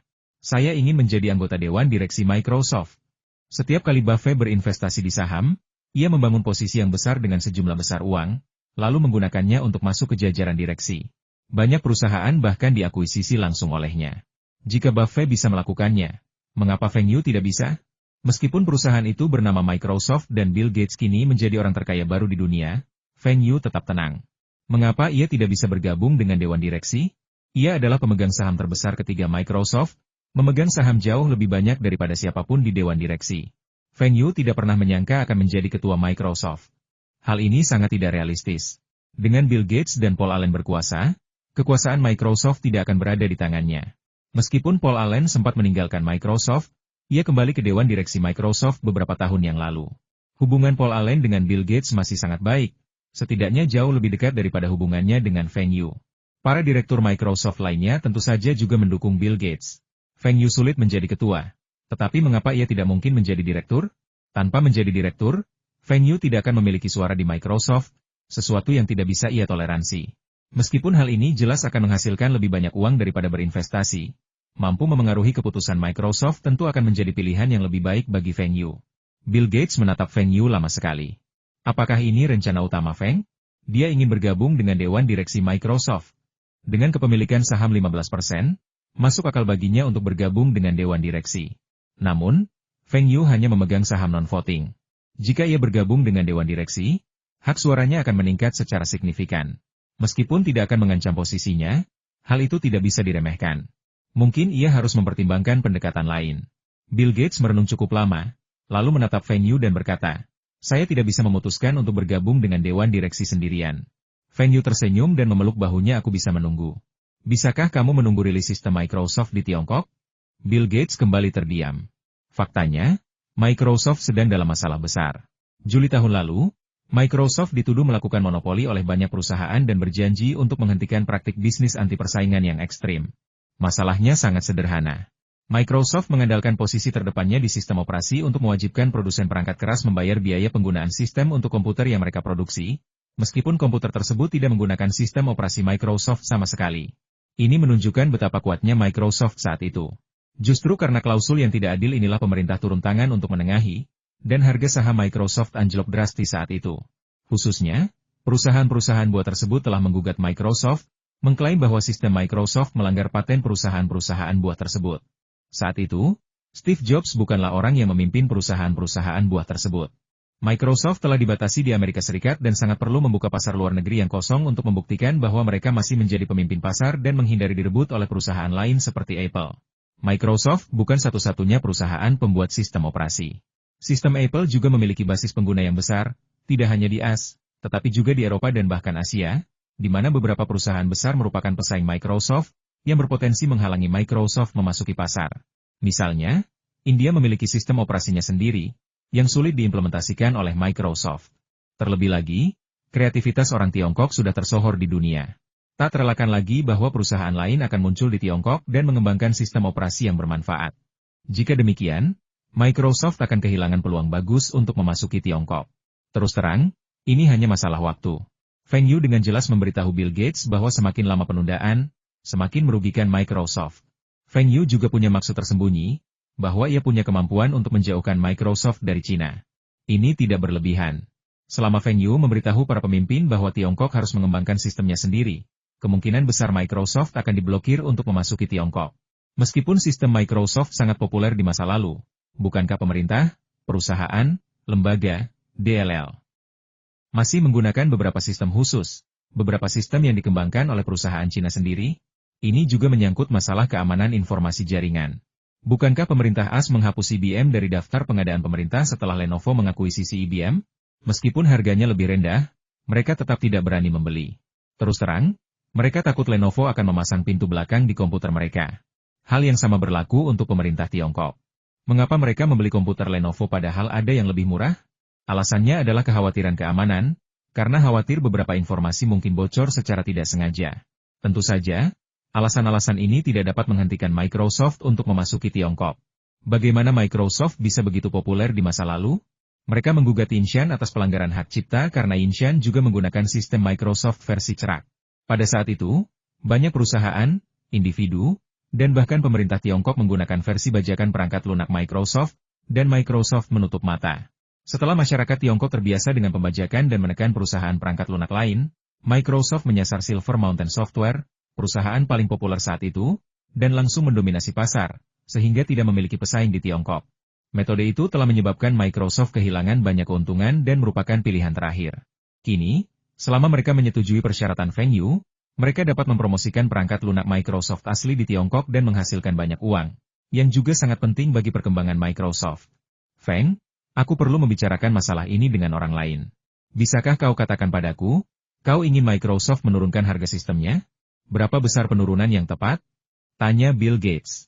Sistem yang lengkap setidaknya harus mencakup Windows 95 dan Office. Tentu saja, kami juga akan memasang Internet Explorer Microsoft di semua komputer. Ini juga akan sangat bermanfaat bagi promosi Internet Explorer Microsoft. Nah, saya sudah memikirkannya dan memutuskan untuk memberi Microsoft total 100 RMB, termasuk peningkatan gratis. 100 RMB? Berapa nilainya dalam dolar AS? Bill Gates punya firasat buruk. Kenapa dia ingat kalau nilai tukar dolar AS jauh lebih tinggi daripada RMB? Sekitar 12 dolar, jawab Feng Yu santai. Apa? 12 dolar? Kok bisa? Semua perangkat lunak asli kami harganya lebih dari 12 dolar.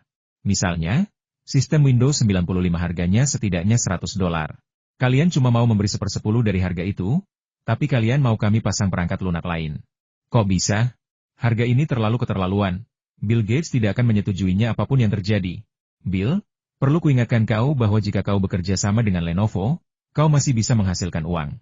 Lagi pula, setelah sistemnya dikembangkan, kau bisa mengenakan biaya untuk setiap instalasi. Jadi berapapun yang kau install, kau akan tetap untung. Jika tidak ada yang menggunakan sistem Microsoft, Microsoft tidak akan mendapatkan apa-apa. Bagaimana mungkin?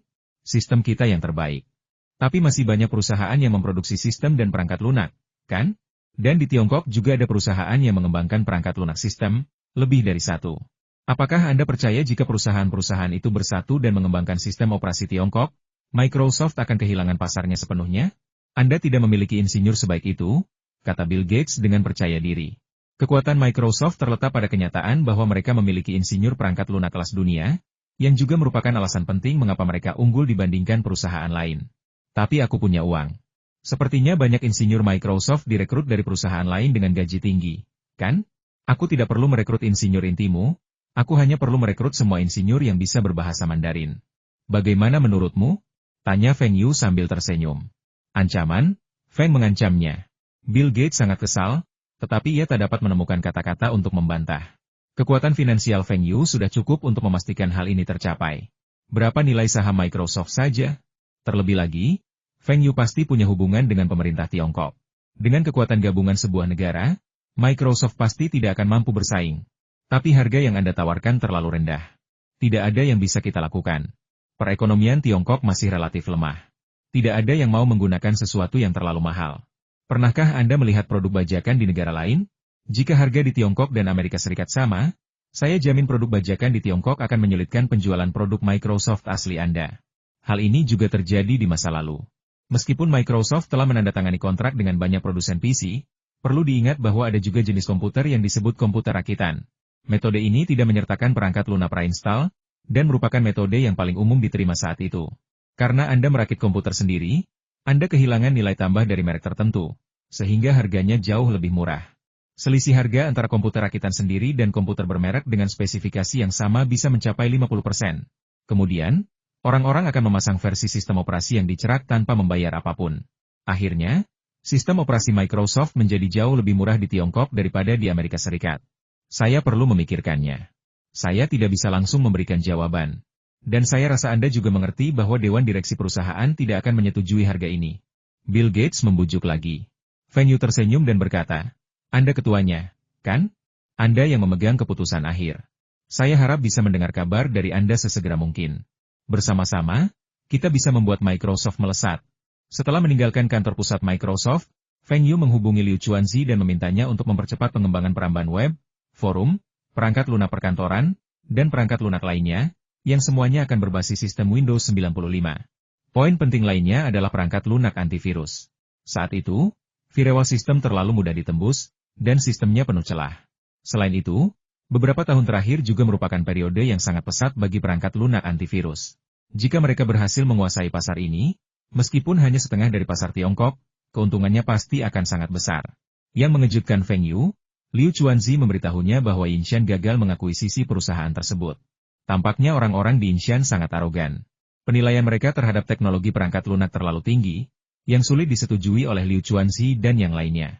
Namun, Liu Chuanzi dan yang lainnya juga melihat potensi Yinshan, yang memang memiliki kemampuan kuat dalam perangkat lunak perkantoran, perangkat lunak antivirus, peramban, DLL. Oleh karena itu, meskipun pada akhirnya mereka tidak dapat memperolehnya sepenuhnya, mereka juga menginvestasikan sejumlah uang untuk memperoleh saham. Feng Yu agak kecewa, tetapi ia bisa menerima hasil ini. Perangkat lunak Office dan produk sejenisnya akan menjadi yang paling menguntungkan di masa depan, dan perangkat lunak Office akan menjadi sumber pendapatan utama bagi Microsoft. Saat ini, sangat sulit untuk mengejar Microsoft dalam hal sistem komputer, tetapi sistem operasi ponsel akan tetap ada di masa mendatang. Keuntungan di bidang ini pasti tidak akan lebih kecil daripada komputer, dan bahkan mungkin lebih besar. Sekarang Feng Yu akan melatih sekelompok insinyur perangkat lunak terkemuka, lalu menyampaikan beberapa idenya kepada mereka dan membiarkan mereka mewujudkannya. Perbedaan terbesar antara sistem operasi telepon seluler dan sistem operasi komputer adalah bahwa sistem operasi telepon seluler menggunakan lebih sedikit memori, sedangkan sistem Windows masa depan akan menggunakan lebih banyak ruang penyimpanan. Justru karena mereka terlalu besar maka mereka kalah dalam sistem operasi seluler, yang memungkinkan Google mendominasi dunia dan buah mendominasi. Jika ingatan Feng Yu benar, 2 tahun terakhir seharusnya menjadi tahun-tahun di mana perusahaan buah tersebut mengalami kerugian terbesar. Sepertinya Steve Jobs juga telah meninggalkan perusahaan buah tersebut. Jadi, bisakah beberapa insinyur perusahaan buah tersebut dibajak? Di masa lalu, insinyur perangkat lunak lebih terkenal dan dianggap sebagai perusahaan elit, terutama Microsoft, Google, Apple, Facebook, DLL. Sementara itu, insinyur dari perusahaan lain dianggap kelas 2, termasuk Yahoo, yang akan menjadi pemimpin dalam 2 tahun. Banyak orang mengatakan bahwa alasan terbesar kegagalan mereka bukanlah pengambilan keputusan yang salah, tetapi karena mereka tidak memiliki personal teknis terbaik dan tidak dapat mempertahankan kepemimpinan teknologi. Feng Yu sangat menyadari pentingnya kepemimpinan teknologi. Jika ia bisa mengajukan paten, hal itu tidak hanya akan mendatangkan keuntungan besar, tetapi juga akan mencegah orang lain mencapai kemajuan. Tentu saja, mencegah orang lain mencapai kemajuan bukanlah tujuannya, tetapi tetap menjadi yang terdepan adalah pendekatan terbaik. Paul, apa pendapatmu tentang permintaan Feng Yu? Bill Gates merasa sedikit pusing. Syarat yang diajukan Feng Yu terlalu berat, tetapi ia tidak bisa menolaknya mentah-mentah. Semua ditolak, kata Paul Allen dengan marah. Keinginannya untuk bergabung dengan Dewan Direksi memang tidak terbayangkan, tetapi dia justru memanfaatkan pasar Tiongkok untuk mengancam kita. Ini benar-benar tak termaafkan. Adakah yang bisa mengancam kita di Microsoft? Paul, tenanglah. Aku juga ingin menolaknya, tapi apa yang dia katakan masuk akal. Kita perlu membuka pasar Tiongkok, yang merupakan pasar yang lebih besar daripada Amerika Utara, atau bahkan seluruh pasar Amerika, dengan potensi yang sangat besar di masa depan. Apa kau tidak mau makan kue sebesar itu? Tentu saja dia berpikir untuk menolak, tetapi keuntungannya terlalu menggiurkan, jadi dia tidak tahan untuk menolak. Tapi kita kan Microsoft. Kita bisa melumpuhkan semua perusahaan perangkat keras, jadi kenapa kita tidak bisa menjatuhkannya? Tanya Paul Allen dengan nada kesal. Meskipun Microsoft menerima sanksi atas tindakannya ini, hal itu juga membuktikan kekuatannya. Dan Microsoft saat ini bahkan lebih kuat daripada kemarin. Itu Tiongkok, salah satu negara terkuat di timur, dan metode pengelolaan pasarnya sangat berbeda dengan kita. Feng bahkan memberi isyarat kepada saya bahwa jika dia tidak ingin kita memasuki pasar Tiongkok, maka kita pasti tidak akan bisa memasuki pasar Tiongkok. Bayangkan India, bukankah kita terkekang? Jika kita kehilangan pasar India dan kemudian pasar Tiongkok, tahukah Anda berapa banyak kerugian yang akan kita alami? Bagaimana jika Tiongkok juga mengembangkan perusahaan sistem perangkat lunaknya sendiri, maka kita akan memiliki pesaing lain. Jika sebuah perusahaan mendapat dukungan dari negaranya, kecepatan perkembangannya sungguh tak terbayangkan, kata Bill Gates dengan cemas. Alis Paul Allen berkerut. Pihak lain telah menegaskan posisinya jika mereka bekerja sama, Microsoft akan mendapatkan keuntungan besar, tetapi mereka menginginkan keuntungan yang lebih besar lagi. Jika tidak, jika mereka bubar, Microsoft akan menderita kerugian besar, sementara kerugian pihak lain akan jauh lebih kecil. Sialan, bagaimana kalau kita setujui satu syarat untuknya? Misalnya, izinkan dia bergabung dengan Dewan Direksi, tapi minta dia membantu Microsoft sepenuhnya masuk ke Tiongkok. Kalau Microsoft untung, bukankah itu juga uangnya? Paul Allen berpikir sejenak lalu berkata, saya sudah menyebutkan ini, tapi dia tidak setuju. Dia bilang kedua syarat itu mutlak diperlukan. Dia ingin bergabung dengan Dewan Direksi, dan dia juga meminta kami memberi Lenovo harga termurah, $12. Bill Gates menggelengkan kepala. Jika hanya ada satu syarat, dia mungkin tidak akan ragu-ragu. Tetapi jika perusahaan lain tahu tentang harga ini, reputasi Microsoft akan sangat terpengaruh. Lagi pula, perangkat lunak sistem yang dibundel Microsoft dengan komputer perusahaan lain harganya jauh lebih mahal. Biaya penggunaan satu perangkat lunak perkantoran saja lebih dari 12, belum lagi sistemnya sendiri. Jika diskriminasi yang signifikan seperti itu ditemukan, vendor PC lain pasti akan menuntut penurunan harga dari Microsoft, yang mengakibatkan kerugian besar bagi Microsoft dan berpotensi penurunan harga sahamnya secara signifikan. Paul, ini juga bagian tersulitku. Feng juga memahami hal ini. Begitu dia bergabung dengan Dewan Direksi Microsoft, dia pasti tidak akan membiarkan berita ini bocor. Selain itu, Feng juga memiliki saham yang cukup besar di Lenovo, perusahaan komputer Tiongkok. Dia pasti bisa mengendalikannya. Dia juga harus memastikan berita ini tidak bocor. Kalau tidak, jika Microsoft rugi, Feng juga akan rugi besar. Bill, maksudmu kau sudah memutuskan? Menyetujui syarat konyol seperti itu? Berapa banyak uang yang bisa kita hasilkan dengan harga semurah itu? Jutaan dolar, atau puluhan juta dolar? Balas Paul Allen dengan keras. Jadi, saya akan menyetujui kesepakatan ini sekali ini saja, dengan menawarkan harga yang sangat rendah. Namun, saya akan mewajibkan komputer mereka memiliki logo Microsoft yang mencolok dan menayangkan iklan Microsoft secara ekstensif, termasuk iklan untuk produk mereka. Dan kita bisa memanfaatkan ini untuk mempromosikan AI, dengan mengatakan bahwa AI adalah peramban terpopuler di dunia, yang akan memudahkan kita mempromosikan AI di Eropa dan Amerika Serikat. Lalu bagaimana caranya kita bisa memasukkan dia ke dalam dewan direksi? Semua sahamnya adalah saham tanpa hak suara. Setelah semuanya dikonversi menjadi saham dengan hak suara, sahamnya akan menjadi 15% dari ekuitas. Tukar. Kamu dan aku masing-masing akan mengambil 1% saham berhak suara kita untuk ditukar dengan saham non-voting miliknya. Tidakkah kamu ingin mencairkan sebagian uang dan menginvestasikannya di perusahaan barumu? Kamu bisa menjual saham non-voting itu. Bill Gates yang memutuskan. Baiklah, sekarang setelah kau membuat keputusan, aku mendukungmu. Paul Allen mematikan cerutunya dengan paksa. Keputusan yang benar-benar buruk. 3 hari kemudian, Bill Gates menelepon Feng Yu.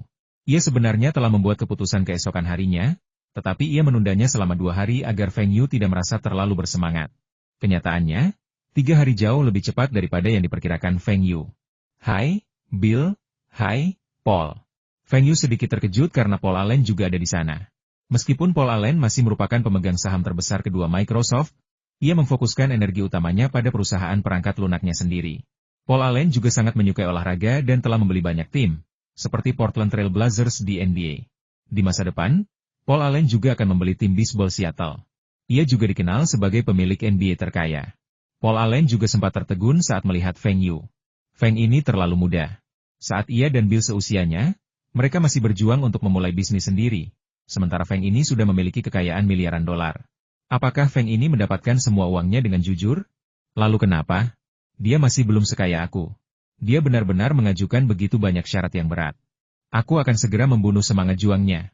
Sepertinya saya tidak perlu memperkenalkan diri, kata Bill Gates sambil tersenyum. Paul, sepertinya Portland Trail Blazers MU akan kesulitan memenangkan kejuaraan. Jordan sudah kembali, kan? Tanya Feng Yu tiba-tiba. Sialan, kamu memalingkan wajahmu saat aku masuk. Kalau kamu membuatku tidak senang, kamu juga tidak akan senang. Siapa bilang?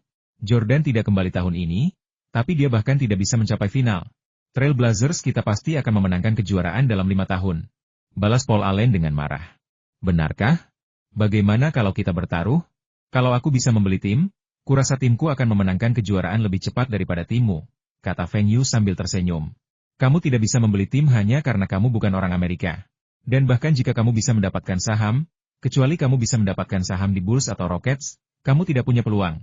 Hei, Paul, Feng, kita di sini untuk membicarakan Microsoft, bukan NBA. Kalau kalian suka ngomongin olahraga, kalian bisa ngomonginnya nanti, kata Bill Gates dengan nada tidak puas. Berapa nilai sebuah tim? Jika dia mau membelinya, dia bisa membeli seluruh liga NBA. Tim yang bagus bernilai ratusan juta, sementara tim yang biasa-biasa saja nilainya kurang dari 100 juta. Apa yang perlu dibicarakan dengan bisnis kecil itu? Bisnis besar Microsoft adalah yang terpenting. Paul Allen memalingkan mukanya dengan marah tanpa berkata apa-apa. Feng ini menyebalkan sekali. Kalau begitu, mari kita bicara tentang Microsoft. Apakah kamu setuju dengan persyaratan yang kusebutkan 2 hari lalu? Feng Yu mengalihkan pembicaraan sambil tersenyum. Ketika orang lain marah, semakin Anda tersenyum dan semakin rileks penampilan Anda, semakin marah pula mereka, bahkan jika Anda tidak mengatakan sepatah kata pun.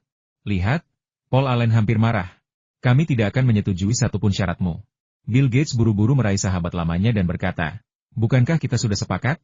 Kenapa kau mengingkari janjimu? Feng, maksudnya adalah dia tidak bisa sepenuhnya menyetujuinya dan kami berharap dapat mendiskusikannya dengan Anda, kata Bill Gates. Feng Yu mengangkat bahu. Baiklah, bagaimana kamu ingin membahas ini? Pertama-tama, Anda ingin bergabung dengan Dewan Direksi Microsoft. Tentu saja bisa, tetapi jika Anda bergabung dengan Dewan Direksi Microsoft, Anda harus mengutamakan kepentingan Microsoft dalam segala hal yang Anda lakukan. Mengerti? Mengutamakan kepentingan Microsoft? Apakah itu berarti Anda ingin menaikkan harga? Maaf, saya tidak mengerti. Kepentingan Microsoft harus dilindungi, tetapi saya tidak ingin kepentingan pribadi saya dikompromikan. Tapi Anda tidak bisa membiarkan Microsoft menderita kerugian hanya untuk meraup keuntungan pribadi, bukan? Kata Paul Allen dengan marah. Feng Yu menatap Paul Allen dengan heran. Paul, apa maksudmu? Apa ruginya Microsoft? Aku membantu Microsoft memperluas pasarnya, pasar terbesar di dunia, beberapa kali lipat luas seluruh Amerika. Kedengarannya bagus, tapi kita tahu seperti apa ekonomi Tiongkok. Kita juga punya kantor perwakilan di Tiongkok, dan sudah ada di sana selama lebih dari 3 tahun, tapi Tiongkok masih negara miskin, dan kebanyakan rakyatnya miskin. Paul Allen mencibir. Populasi yang besar mungkin tampak seperti pasar yang besar, tetapi Afrika memiliki populasi yang lebih besar lagi. Jadi, bisakah kita benar-benar mengatakan Afrika adalah pasar yang besar? Banyak daerah di sana bahkan tidak memiliki listrik. Bagaimana orang bisa menggunakan komputer? Anda mengerti Tiongkok, tapi apakah Anda memahaminya sebaik saya? Microsoft telah memiliki kantor perwakilan di Tiongkok selama 3 tahun. Pernahkah Anda menghitung tingkat pertumbuhan industri komputer Tiongkok dalam beberapa tahun terakhir? Pernahkah Anda menghitung tingkat pertumbuhan ekonomi Tiongkok dalam beberapa tahun terakhir? Pernahkah Anda menghitung jumlah orang kaya di Tiongkok? Anda belum menghitung semua ini. Seharusnya Anda menghitung tingkat pertumbuhan ekonomi Tiongkok secara keseluruhan, kan? Bagaimana dengan pasar Amerika Selatan yang sangat Anda hargai sekarang? Pasar satu negara lebih besar daripada pasar seluruh benua. Menurut Anda, mana yang lebih penting? Perkembangan ekonomi Tiongkok telah meningkat pesat selama 2 tahun terakhir. Meskipun mengalami banyak hambatan di tahap awal, pertumbuhan ekonominya sejak pergantian milenium telah menarik perhatian seluruh dunia. Meskipun tidak begitu memukau sekarang, pertumbuhannya jelas tidak buruk. Tiongkok akan segera tidak lagi dianggap sebagai negara miskin di mata dunia. Karena Anda mengatakan bahwa ekonomi Tiongkok tumbuh sangat cepat, maka Microsoft seharusnya memperlakukan semua orang secara setara. Harga sistem, perangkat lunak aplikasi, DLL. Seharusnya sama dengan harga di negara lain, ujar Paul Allen dengan bangga. Bukankah kamu bilang Huaxia kaya? Lalu kenapa dijual dengan harga serendah itu? Itu karena mentalitas konsumtif mereka. Orang miskin, setelah bertahun-tahun bekerja keras, akhirnya punya sedikit uang.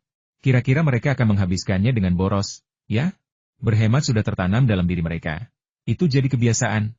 Kalau kamu ngotot jual mahal, aku yakin kamu gak akan bisa jual banyak di sistem Microsoft. Padahal, meretas sistem Microsoft tidak sesulit itu.